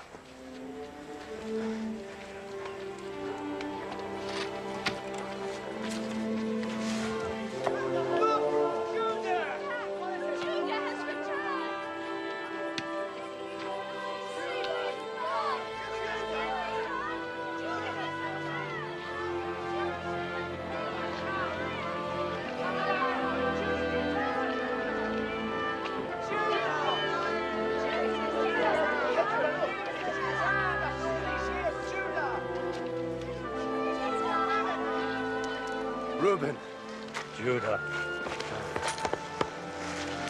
Simeon. Levi. Dan. Naphtali. Gad. Asher. Issachar. Judah. Zebulun. And little Benjamin, not so little anymore.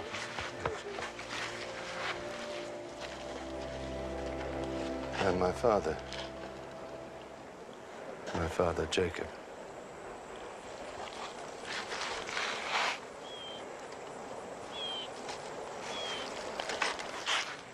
Welcome to our camp. To you and yours. I am surprised to see you. I couldn't stay away from you, Father. Especially now, when my clan faces a problem that needs a wiser head than mine. What sort of problem? Tamar, widow of 2 of my sons, and betrothed to Selah, my 3rd, is with child. And Selah is the father? No. And she refuses to say who she laid with. And no matter how hard we press her, she stays silent. Then, by custom, she must be banished. But by Canaanite way, when a woman lies with a man other than her betrothed, she must die. What should I have done, Father? I gave her my firstborn in marriage, and he died childless. So I insisted my 2nd son marry her as his duty to the family. Still, she remained barren. Then when he died... You promised your son Selah, as is our custom. But I kept delaying the marriage. The woman's cursed, Father. She buries husbands before there are sons to replace them. I lost 2 boys I loved. Should I have risked a third? I know the pain of losing a child you love dearly. I know it well.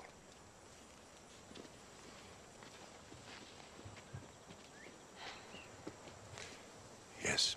She'll speak of anything you ask, except the father of the child in her stomach. And she's unafraid. This is not our problem, Jacob. That much is true, Judah. You left this camp and established your own line. You must be responsible for yourself and the decisions you made.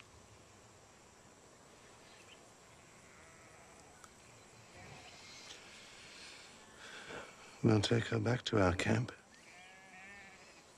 There, by Canaanite custom, she must die.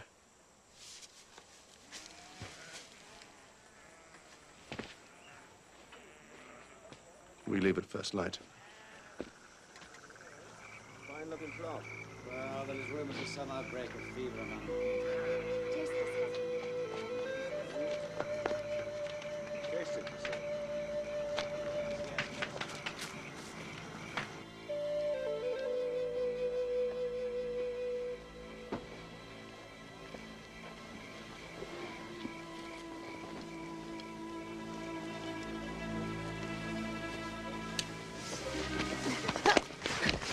So what do you have, a knife?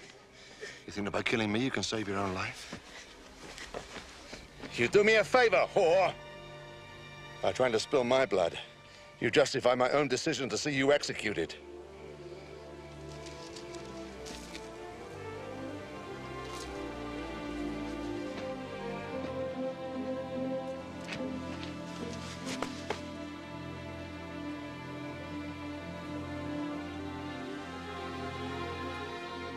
You?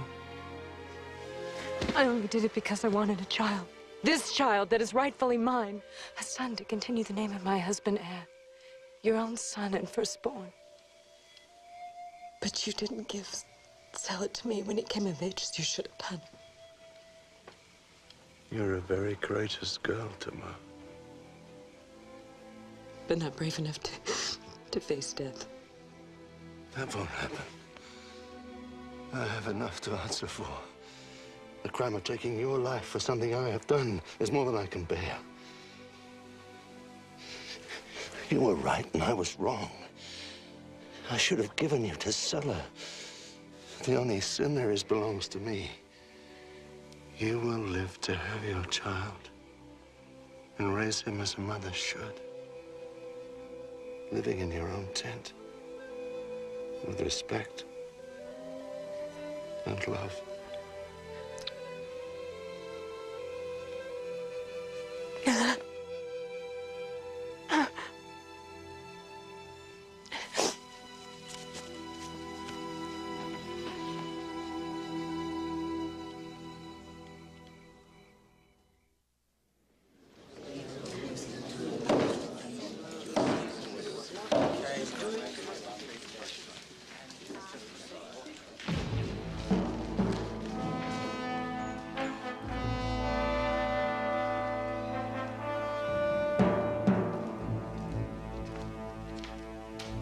Pay heed as the god Ra walks among you.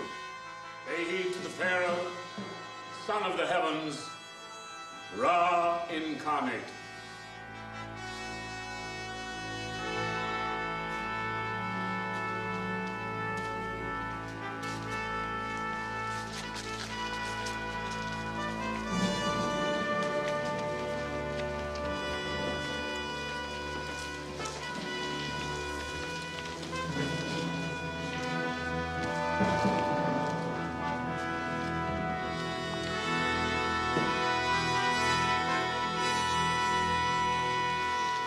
Pharaoh is Ra. Ra is son of Ra. As the god Ra fills the heavens with the sun, so the Pharaoh Ra on earth does the same here below. Potiphar, the gods must be blinding you. A fool can see I shed no light. The Pharaoh is not well. Physician, attend the god on earth. It's not my body that ails. If you knew your signs, Vizier, you'd see it's my heart that weighs me down. I'm beginning to wonder if you know your art. If the Pharaoh is in pain, then let him speak of it, and the answer will be his. Dreams. I'm haunted by dreams. I dreamt I was in the great river, communing with my spirit in the heavens. Near me were 7 wonderfully fat and gentle water cows who seemed to float along with me. It was serene, so very serene. But we were not alone. Horrible, starving cows suddenly appeared, and the thin, wretched cows ate the sleek, fat cows. I woke in a cold sweat, and to my horror, when I finally got back to sleep, I had a second dream, just as frightening. In this dream, there were 7 plump ears of corn growing on a stalk. Then 7 blighted ears, meager and scorched by the east wind, sprouted teeth and devoured the good ears. What can these dreams possibly mean? They can't be a good sign. Let us begin.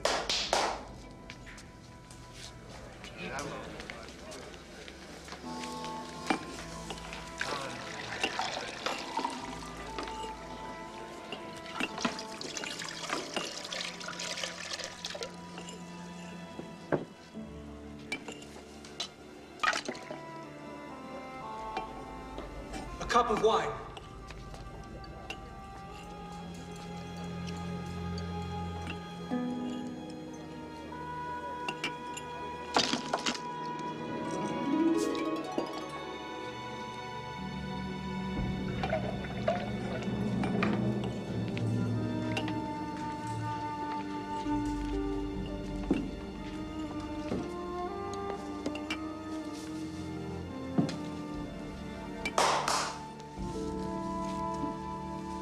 Majesty, as might be expected from the messages to God, there is a balance in these holy dreams. First, the sacred life-giving Nile, and then the divine presence of the omnipotent Pharaoh himself. The healthy cows, and then the lean cows. The ripe ears, and then the unripe ears. I know what was in the dreams. I had them.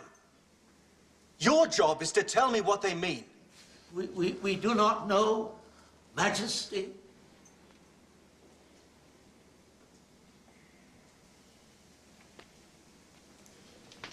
How can you remain silent when you know there is a man who can ease your Pharaoh's mind? I dare not, Master.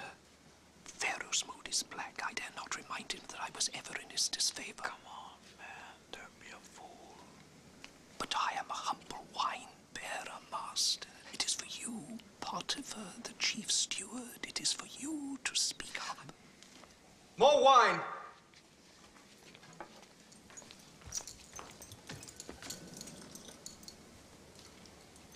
May I speak with you, Pharaoh? Only so others may not hear.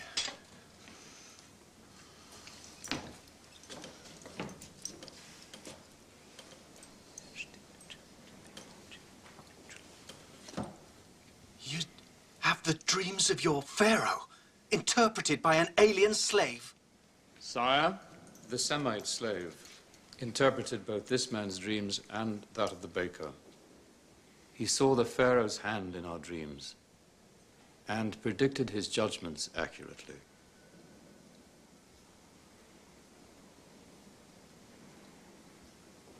Well, this slave of yours, how is he called? Joseph, sire?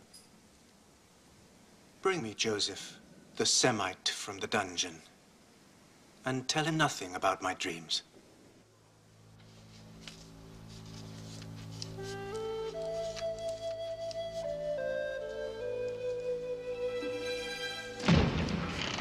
What is this? I order you, speak! What are you doing? Please. What have I done?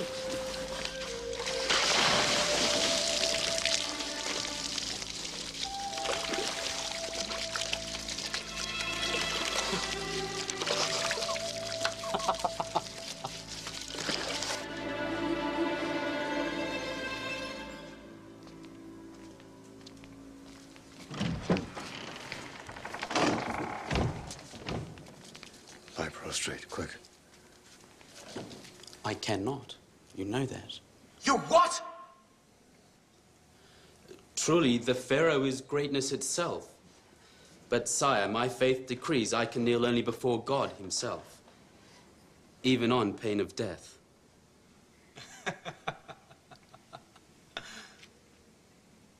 Come forward. Take heed, magicians. Whatever else, I know this man won't lie to me to save his life.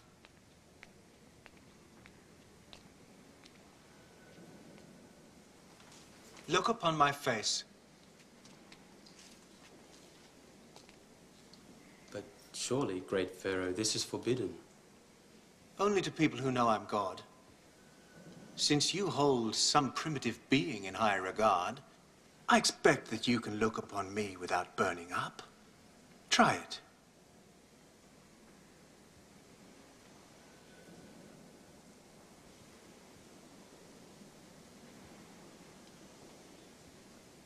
I'm told you've learned the secret of reading messages of the night.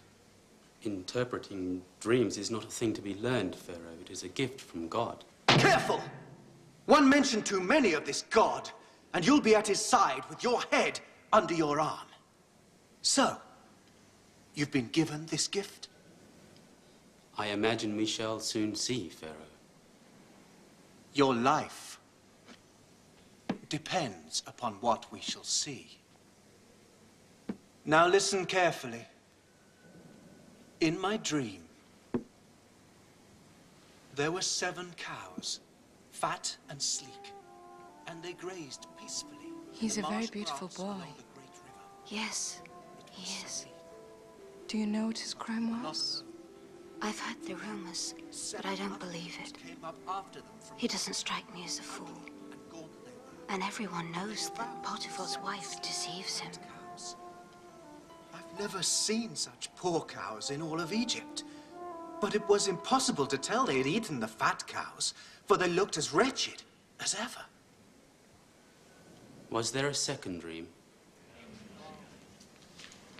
We have told him nothing, sire. Yes. In the second dream, there were 7 ears of grain, beautifully ripe.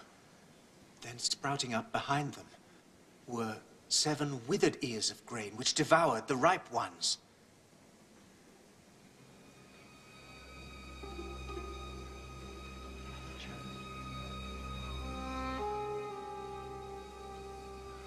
God has revealed to Pharaoh what he intends to do.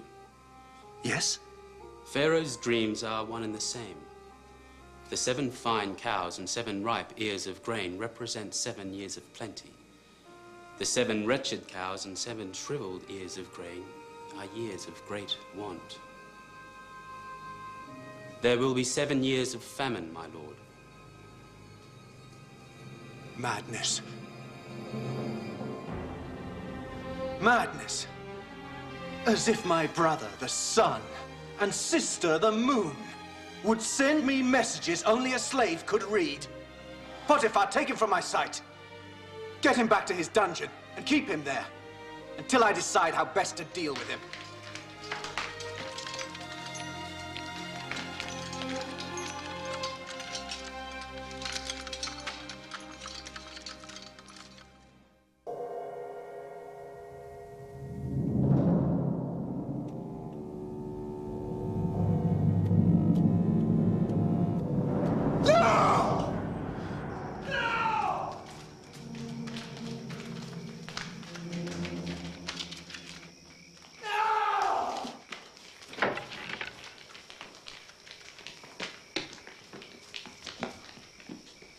Husband, another dream to ruin all our sleep?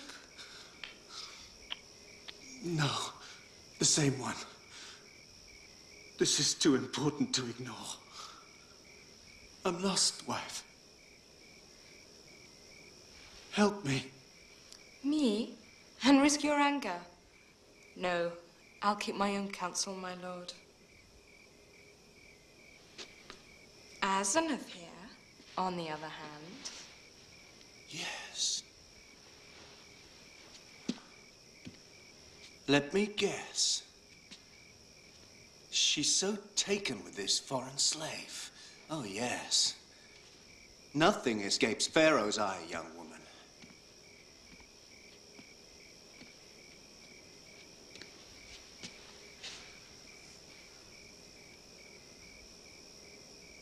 She thinks he has the answer.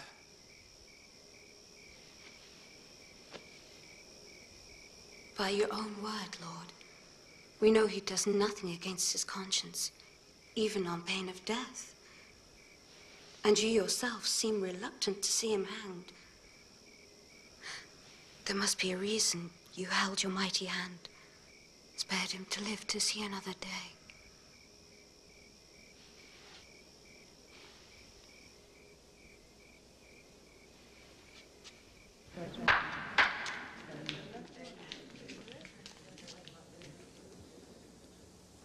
I've thought long and hard of your reading of my messages.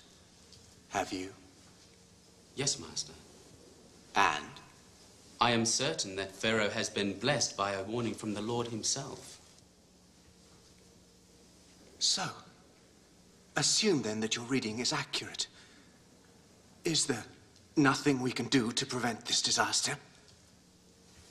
Yes, Master, there is. How? Pharaoh must select a wise and honest man and set him above the land of Egypt. He must see that Pharaoh's overseers collect 1/5 of all that is produced during the years of plenty and store it for use during the years of famine. In that way, Egypt will not be destroyed by the drought. Impossible. Storing 7 years of grain. It's impossible. Is there no other way to avert disaster? No, Master. Nothing like this has ever been attempted. So, 1/5 of all the harvest would be entrusted to Pharaoh. Yes, Master. All Egypt would be required to pay you this tribute. It would call for a man of exceptional talent.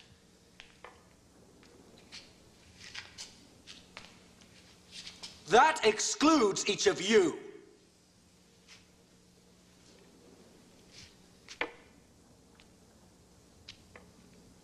Potiphar, perhaps.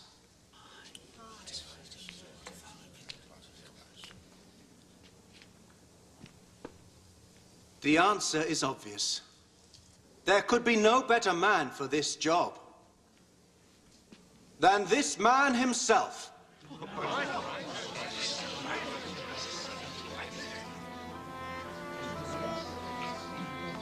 Can we find anyone endowed with the Spirit of God as he is? I think not. Well said, wife. Now, hear the word of Pharaoh, Ra on earth, God as man. You shall be my chancellor, and all my people shall respect your orders. Only this throne shall set me above you. I make you the governor of all of Egypt. I set you over my house, my people, my entire kingdom.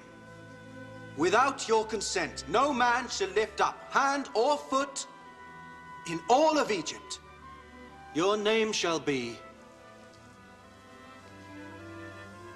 Zaphenath-Paneah.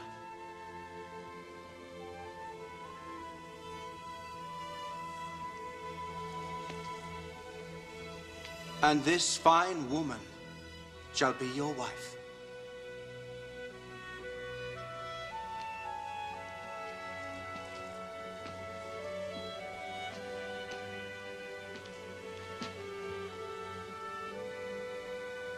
The Pharaoh is Ra. He sees into the depths of every being. God has seen and spoken.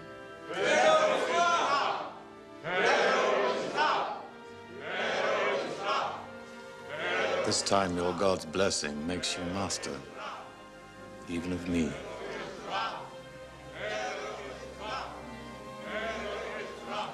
I trust you'll treat me kindly.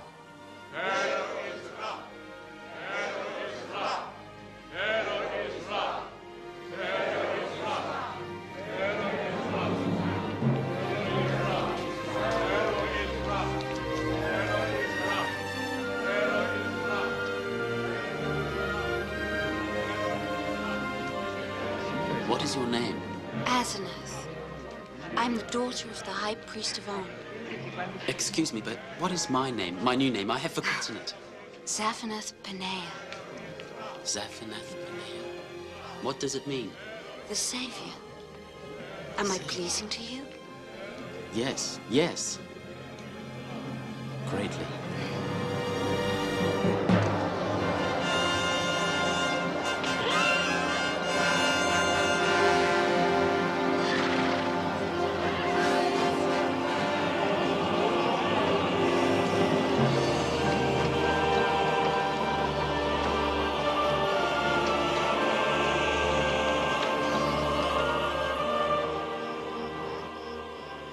I present to you Zaphenath Paneah.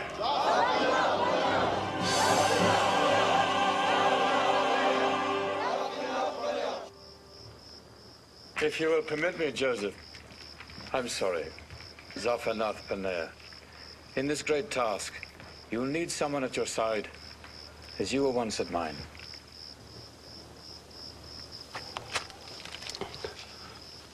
To serve thee, Master, would be a high honor.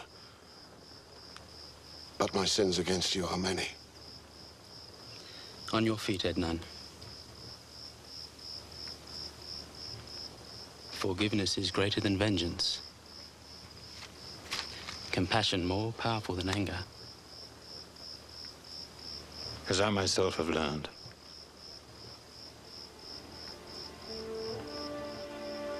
May your God watch over you. Like all Egypt. My life depends on it. Go now.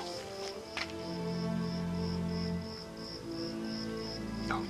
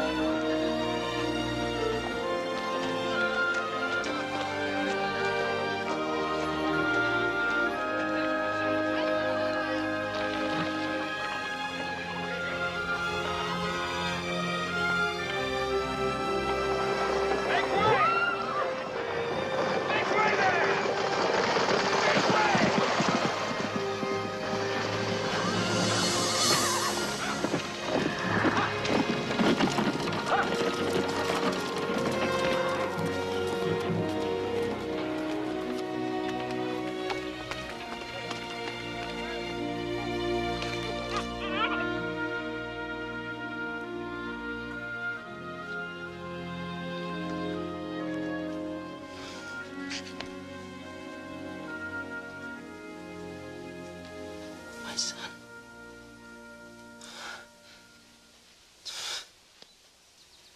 How fortunate a child to have so beautiful a mother.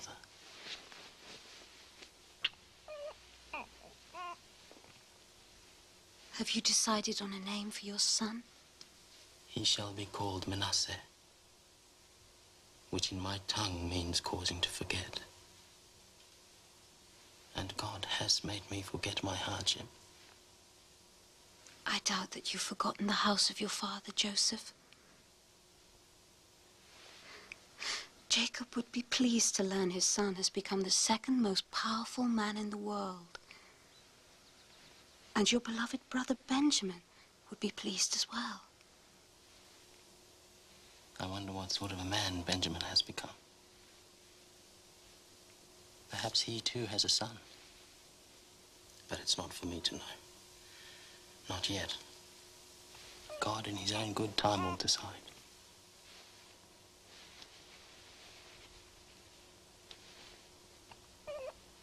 My place now is here. With you. And Manasseh.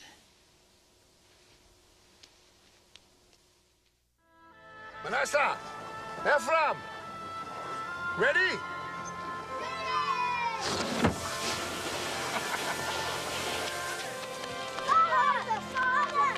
Manasseh, Ephraim.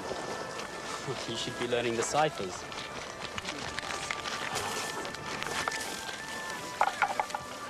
Season started well. The Nile flooded, but the rains didn't last long enough.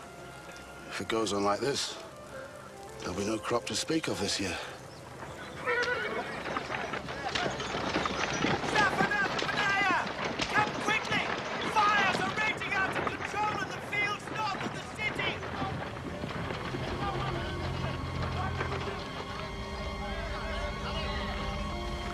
It's begun. As God promised.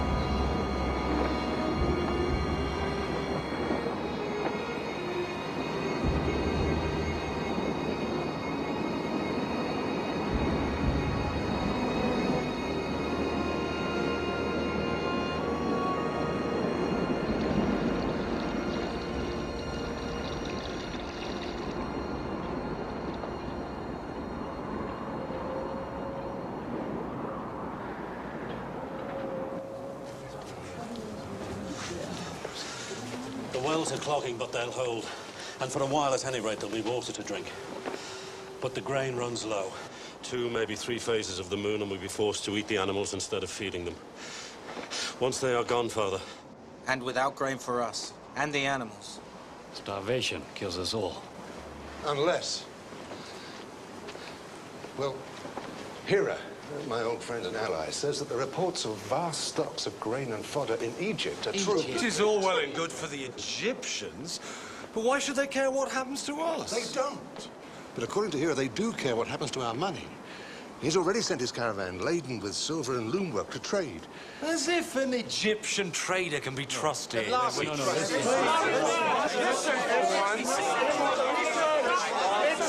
in the hands of private traders. Their pharaoh has set one man above all others to supervise all his affairs. You deal with him.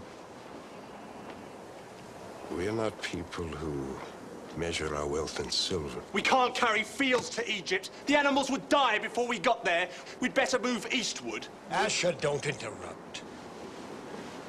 Over the years, the tribe has earned some silver and gold. I've kept it because I believe that one day God would show us a use for it. Could there be a better use than this? No, I think not. But it's a long trek, and the roads are filled with thieves. Which is why you must all go. Properly armed, you'll find there's safety in numbers. All of us? And who will tend to things here? There'll be nothing to tend if you don't go. All of you. Except for Benjamin. But, Father... Enough. You're the last link to Rachel left. I will not see you lost as I did Joseph. Prepare the animals. You leave at nightfall. I'll give you the silver then.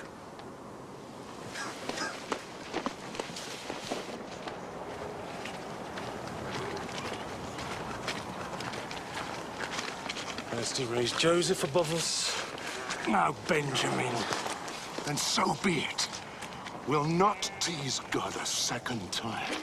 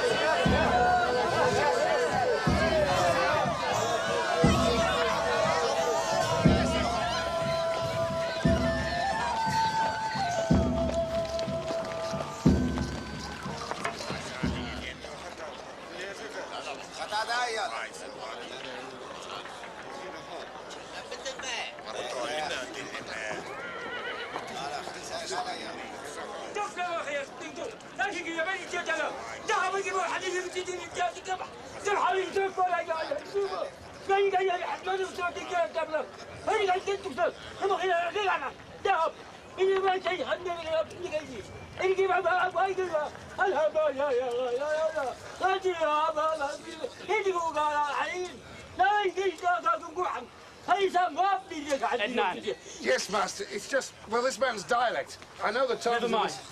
Give him what he needs.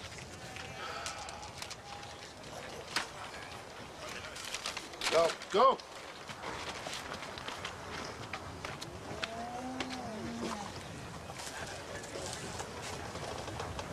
Are you well, Zaphenath Paneah? They're here. I'm sure they're here. Who? My brothers. Your brothers? The ones in Canaanite dress. What should I do, Master? Bring them to me.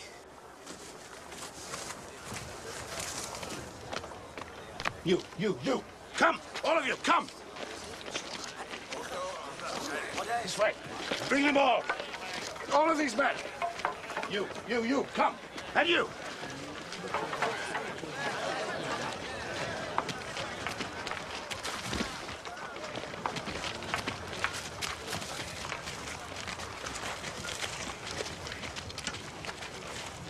Lift your heads. Look upon your master.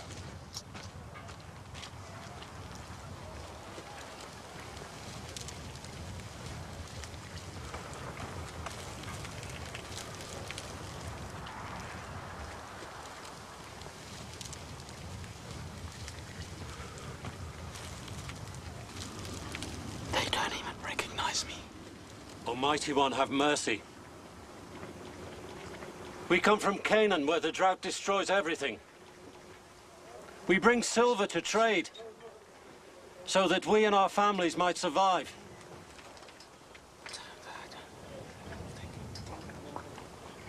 Your master, Zaphenath Paneah. Ask why your Canaanite gods do not provide for your needs. We're not like the other Canaanites, great master.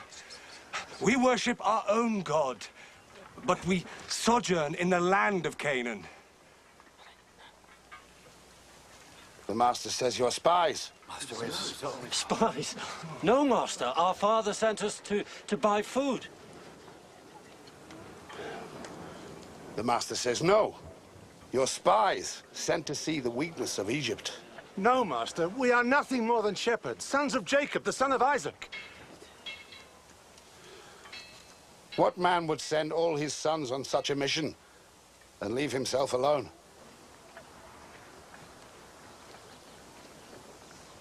What you see are not all his sons. One other, the youngest. He is called Benjamin, remains with our father.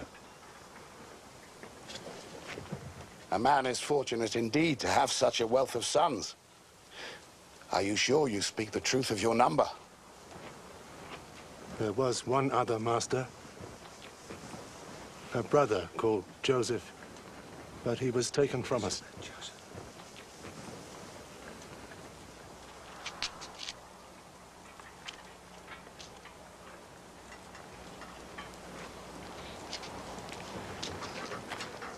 What enemy would send 10 brothers as spies?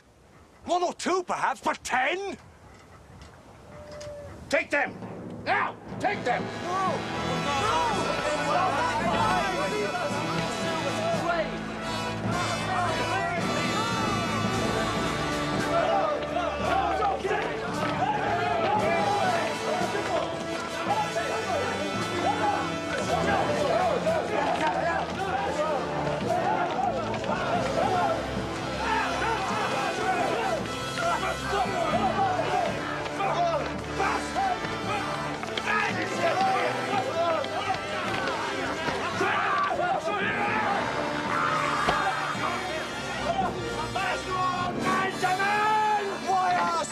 There were hundreds there today, and the Egyptians picked us out to be spies! You fool! There must be some way to prove he's wrong! What would you suggest, little brother? We probably wouldn't be here if you'd paid him more respect! Oh! 1 or 2 brothers, perhaps, but 10? What kind of fool would use an excuse like that? Stop it! Stop it! Arguing won't get us out of here. Then what will? Not what, but who? God. Is this his final punishment for what we did? Now we know how Joseph must have felt when we threw him down the well. No! Yes. Right! We have each other. You left him alone. We put him in the well. All of us. There's no point dwelling on that. For 20 years, you've harped on the same thing. But what's done is done. And one thing has nothing to do with another. Are you sure, brother? You think last is Reuben, no!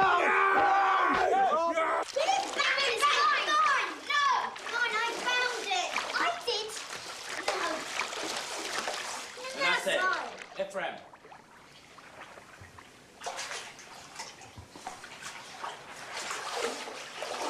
Look what Manasseh did.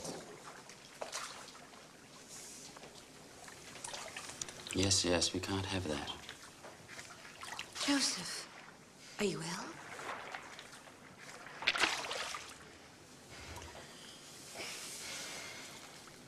Then what is it? I saw my brothers today. That's wonderful. You always said they'd come to you. More good fortune from the troubles. They came to the granary. The drought has reached Canaan. How I wish I could have been there to see their faces when they saw you. The governor of all of Egypt. You would have been disappointed. I've waited all these years, then they didn't even recognize me. How can that be possible? It's been over 20 years since they last saw me. I was still a boy. Not surprising. Where are they now? In the prison.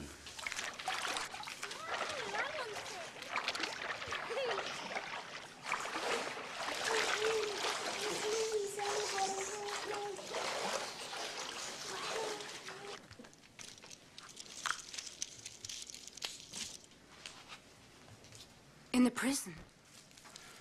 Why?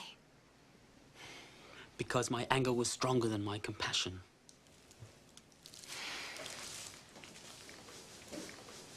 And what will you do with them? My father's people are in need of food. I must send them back. Why not just reveal yourself to them? Because they seem unchanged. No different from when they betrayed me. Perhaps God will reveal a way to test them. How? I'm not sure. Well, I want to see these men to whom I owe my happiness. After all, it was their cruelty that brought you here, gave you to me, saved Egypt. And it's to them our children owe their existence. Another of your curious insights. But I'm not so sure God is ready to see this thing forgotten. God or you? You must bring them. I have to at least meet little Benjamin. Benjamin was left with my father. I'm sorry. I know he's the one who counted most. But they are all your brothers. Blood of your blood.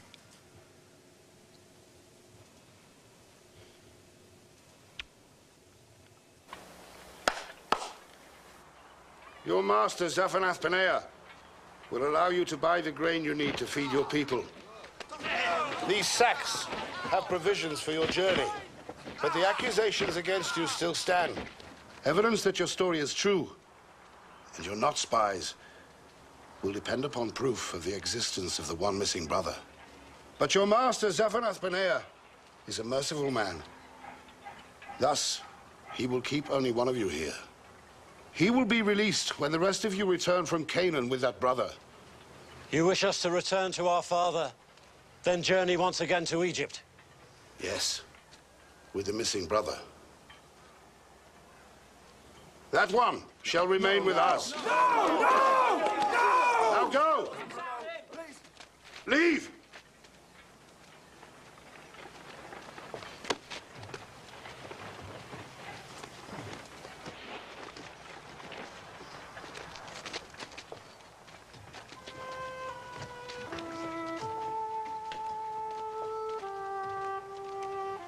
And return swiftly with the missing brother. You've probably seen the last of them, Master. It will be difficult for them to keep away. The drought has just begun. The silver they gave in payment, did you do what I asked? As ever, Master.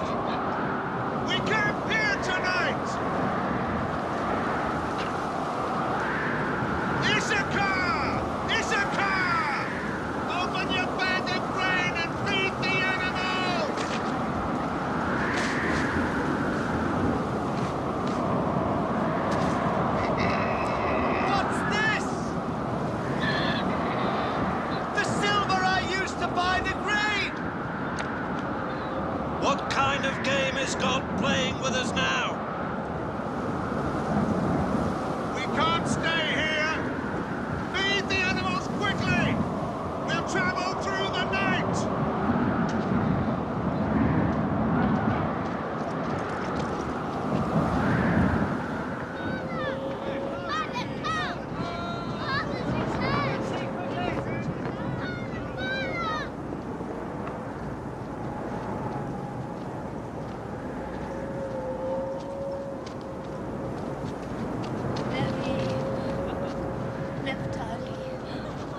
No! But the only proof of our story he'll accept is Benjamin. And the only way to redeem Simeon.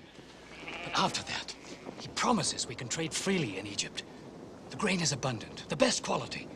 Is this all the Egyptian asks? Just for my youngest? Is there more to this sorry tale? What is that? The money with which we purchased the grain. What's it doing here? We don't know, Father. Perhaps God... Be careful what you lay at the door of the Lord. Blessed be his name. Blessed be his name. Now, why did you tell this man I had another son? First I lose Joseph, then Simeon, and you, poor soul, want me to give him Benjamin. Well, hear my words, it will not happen. I will never risk Benjamin to your care. Never. But Father, Simeon rots in an Egyptian jail like a common criminal. And how do I know Benjamin won't meet that same fate? Or this Egyptian might put you all to the sword? But Father, perhaps if I went... Quiet, you have no say in this. Father, I cannot leave Simeon there.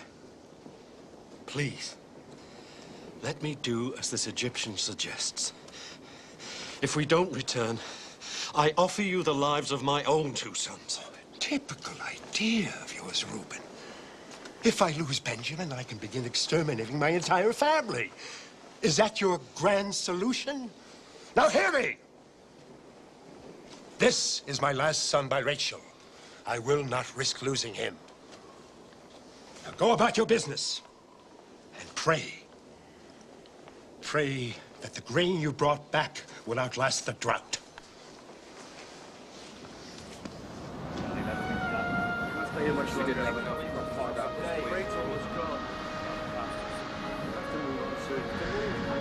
Nowhere to go, Father. We don't have many choices left.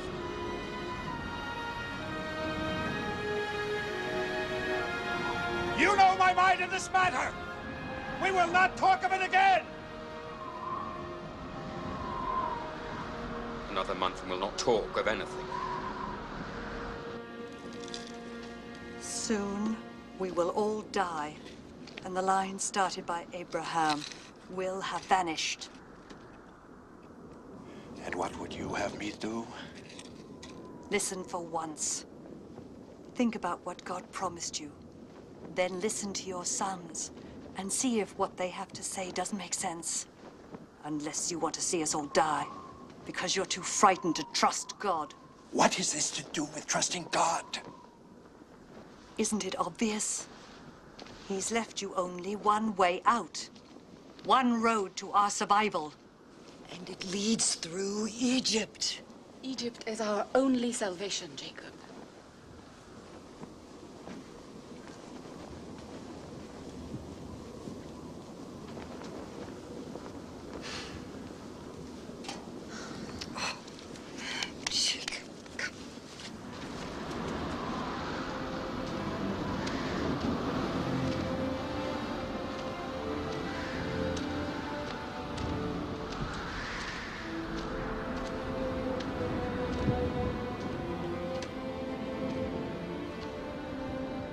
These are the finest gifts we can offer. Present them to the Egyptian, along with this. Silver enough for double payment, for the grain you will buy and the grain you brought back.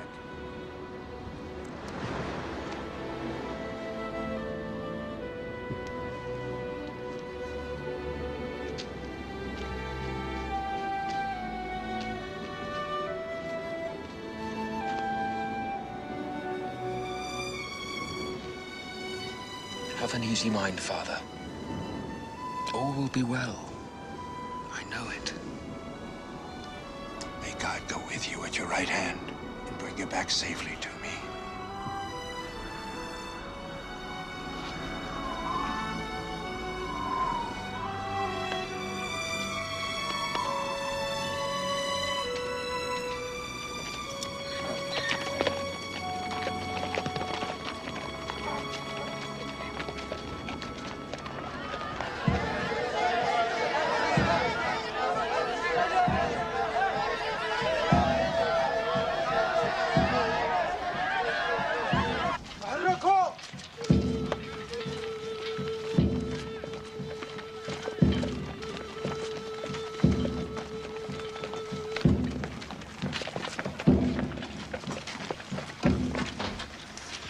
Why have we been brought here?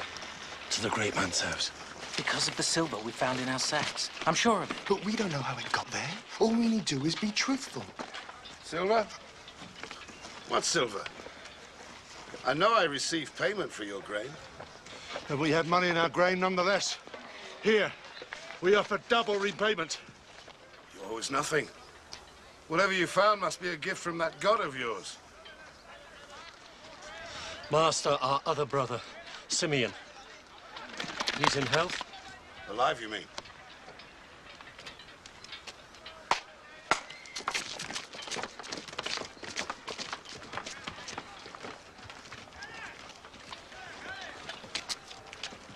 Simeon! Simeon! Welcome to Egypt! Are you all right? The answer to every question is yes. I don't really understand it.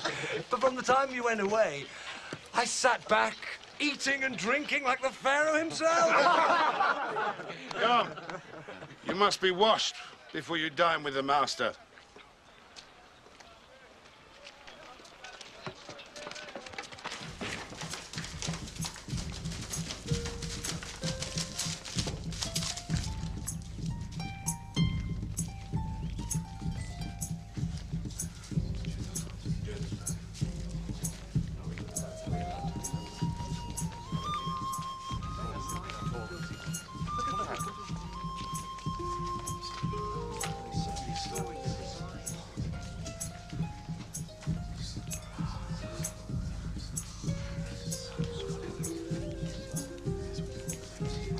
You will sit here, aside from the master. This is a great honor. Egyptians never eat with strangers. To them it is considered an abomination. Now, you will sit in the order I tell you. Please.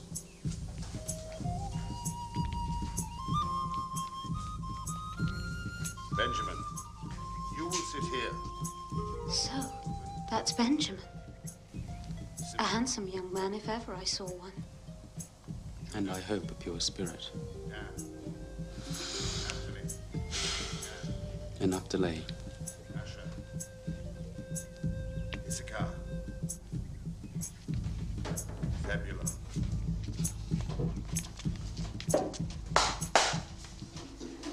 Zaphanath Paneah, he who guides us on the road of life.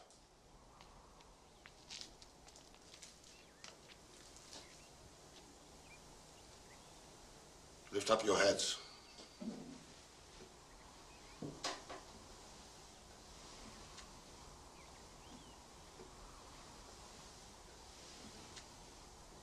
Your master asks, is your father in good health?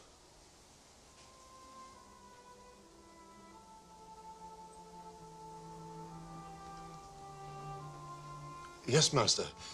And he sends you these gifts as homage.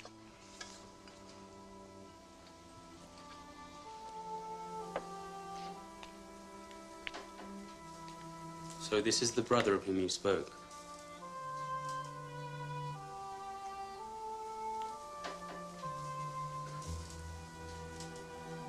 What is your name? I am Benjamin, master. How is it, master, that you come to speak our tongue? Have you been to our land?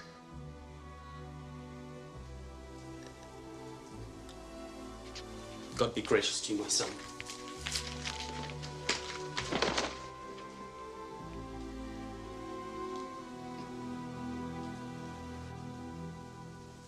Was I wrong to ask the master how he came to speak our tongue? The master has traveled widely. He understands a great deal. Look, we're sitting according to the order of our birth.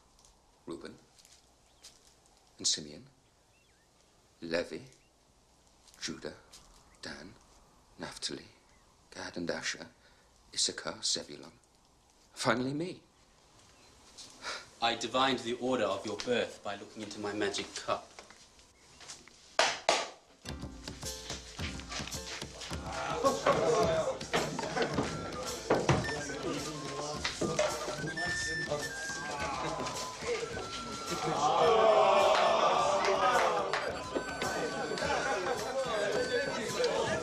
It is a great honor. The master has given you the food from his own plate. Thank you, master. We eat the same dish at home. In fact, this is the favorite food of my father.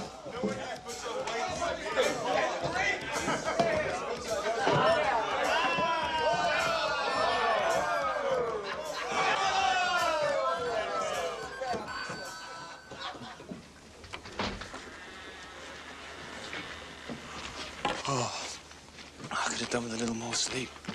I don't understand. He was so friendly last night. Yet this morning he has us roused from our beds before the cock crows and sends us on our way. Look, our asses are already loaded down with grain.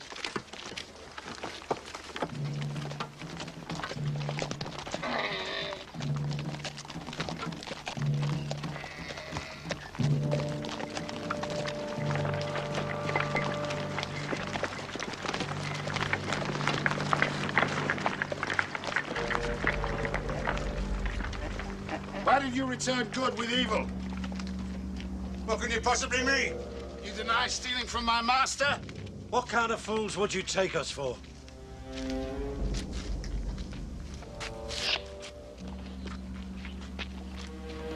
This.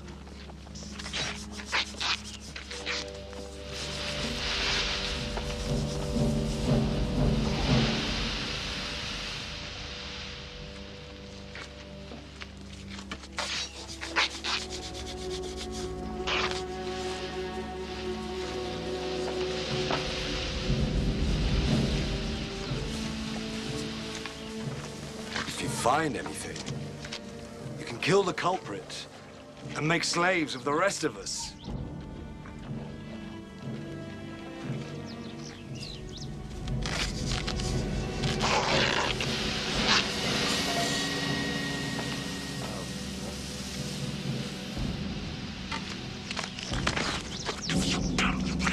Fool! Have you taken leave of your senses? Why did you do such a wicked thing? Master, we have done nothing. Then how do you explain it?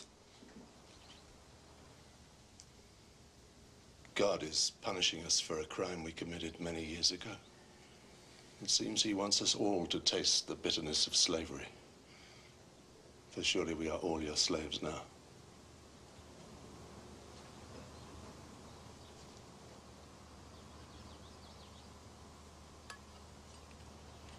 I am not a vindictive man. You can return to your father. I shall keep only Benjamin. No! You dare raise your voice to me? Men can die for less. 1,000 pardons, Master. But the very idea is unthinkable. Master, I cannot pretend to grasp the meaning of these strange happenings. Benjamin has never stolen in his life. Never. Never, Master. And he's too clever to take a cherished and unique object from a man as powerful as you. Nor do I know how the money got into our sacks on our previous trip. Perhaps it was all the work of God. Master, please, spare the life of Benjamin, beloved son of our father's old age. Losing Benjamin would kill our old father, whom we have already wounded deeply. Take me as a slave in place of Benjamin and allow the boy to go home to his father. No. Benjamin will stay with me.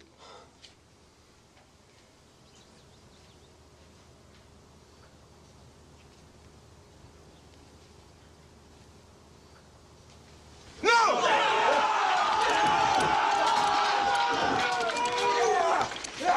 I'm sorry, Master.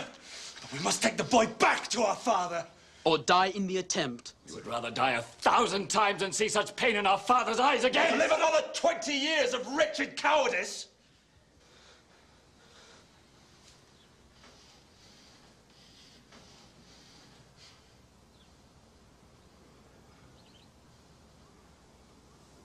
No, Master!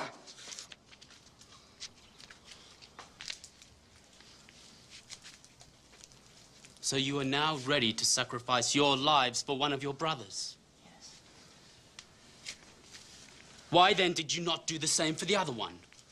The one you said died when in truth you yourselves sold him into slavery. You know about Joseph? How? Because he's alive. Alive? He's here in this Joseph alive? palace.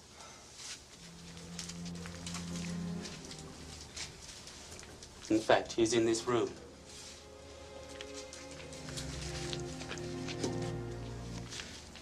Leave us. I said leave us. Get out! Guards, come!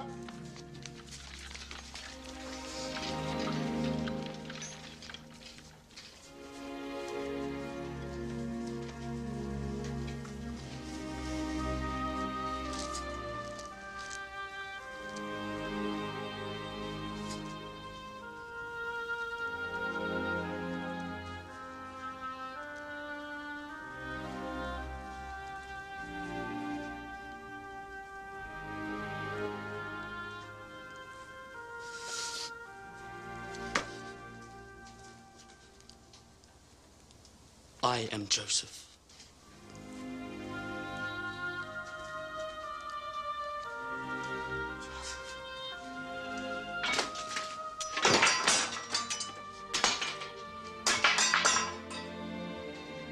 Joseph.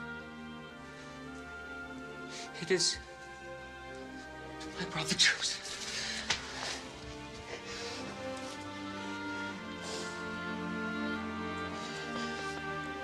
Yes, it is I. But be at peace.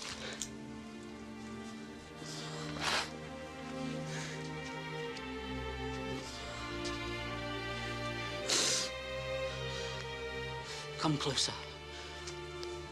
Don't be afraid. I will not harm you. Am I to take the place of God? Joseph. It is not for me to punish you.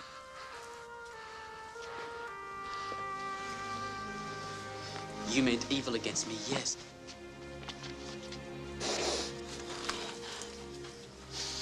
But God meant it for good. To bring it about that many people should be kept alive as they are today.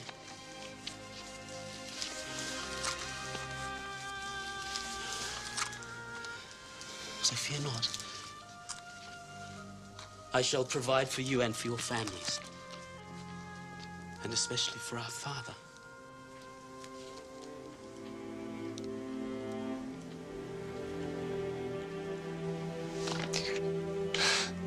I am most to blame.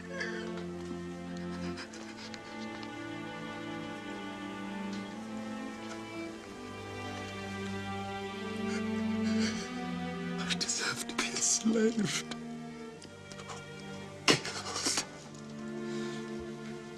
No. My brother. I shall not kill you. That is not the lesson the Lord, blessed be his name, has put before us. Perhaps we have learned the meaning of brotherhood, of family, and that wherever we may go, no matter how God's plan separates us, we must always be true to one another. To be family.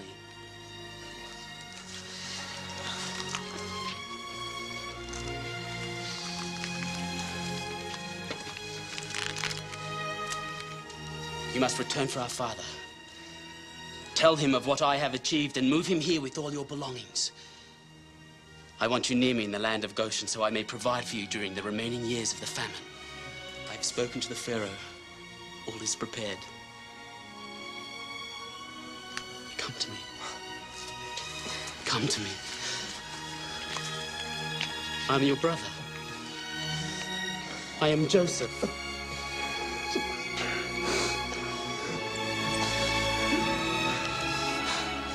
Blessed be his name.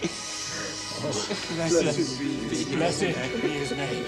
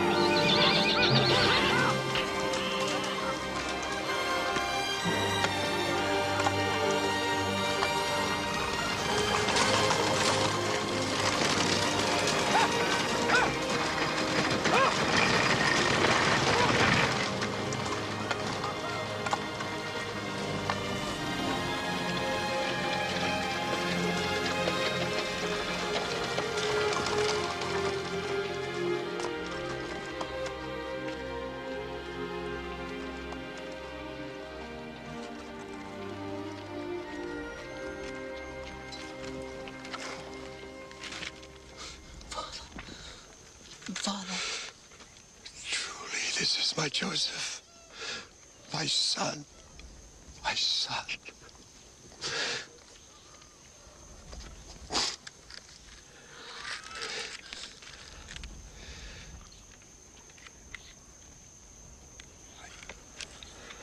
I did not think to ever see your face again.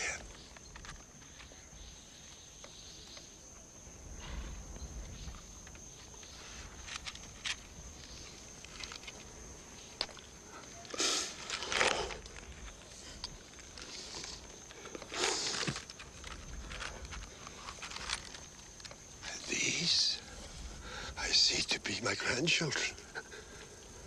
Rachel's light shines in their eyes. Come, come, my children. Come that I might bless you. Come.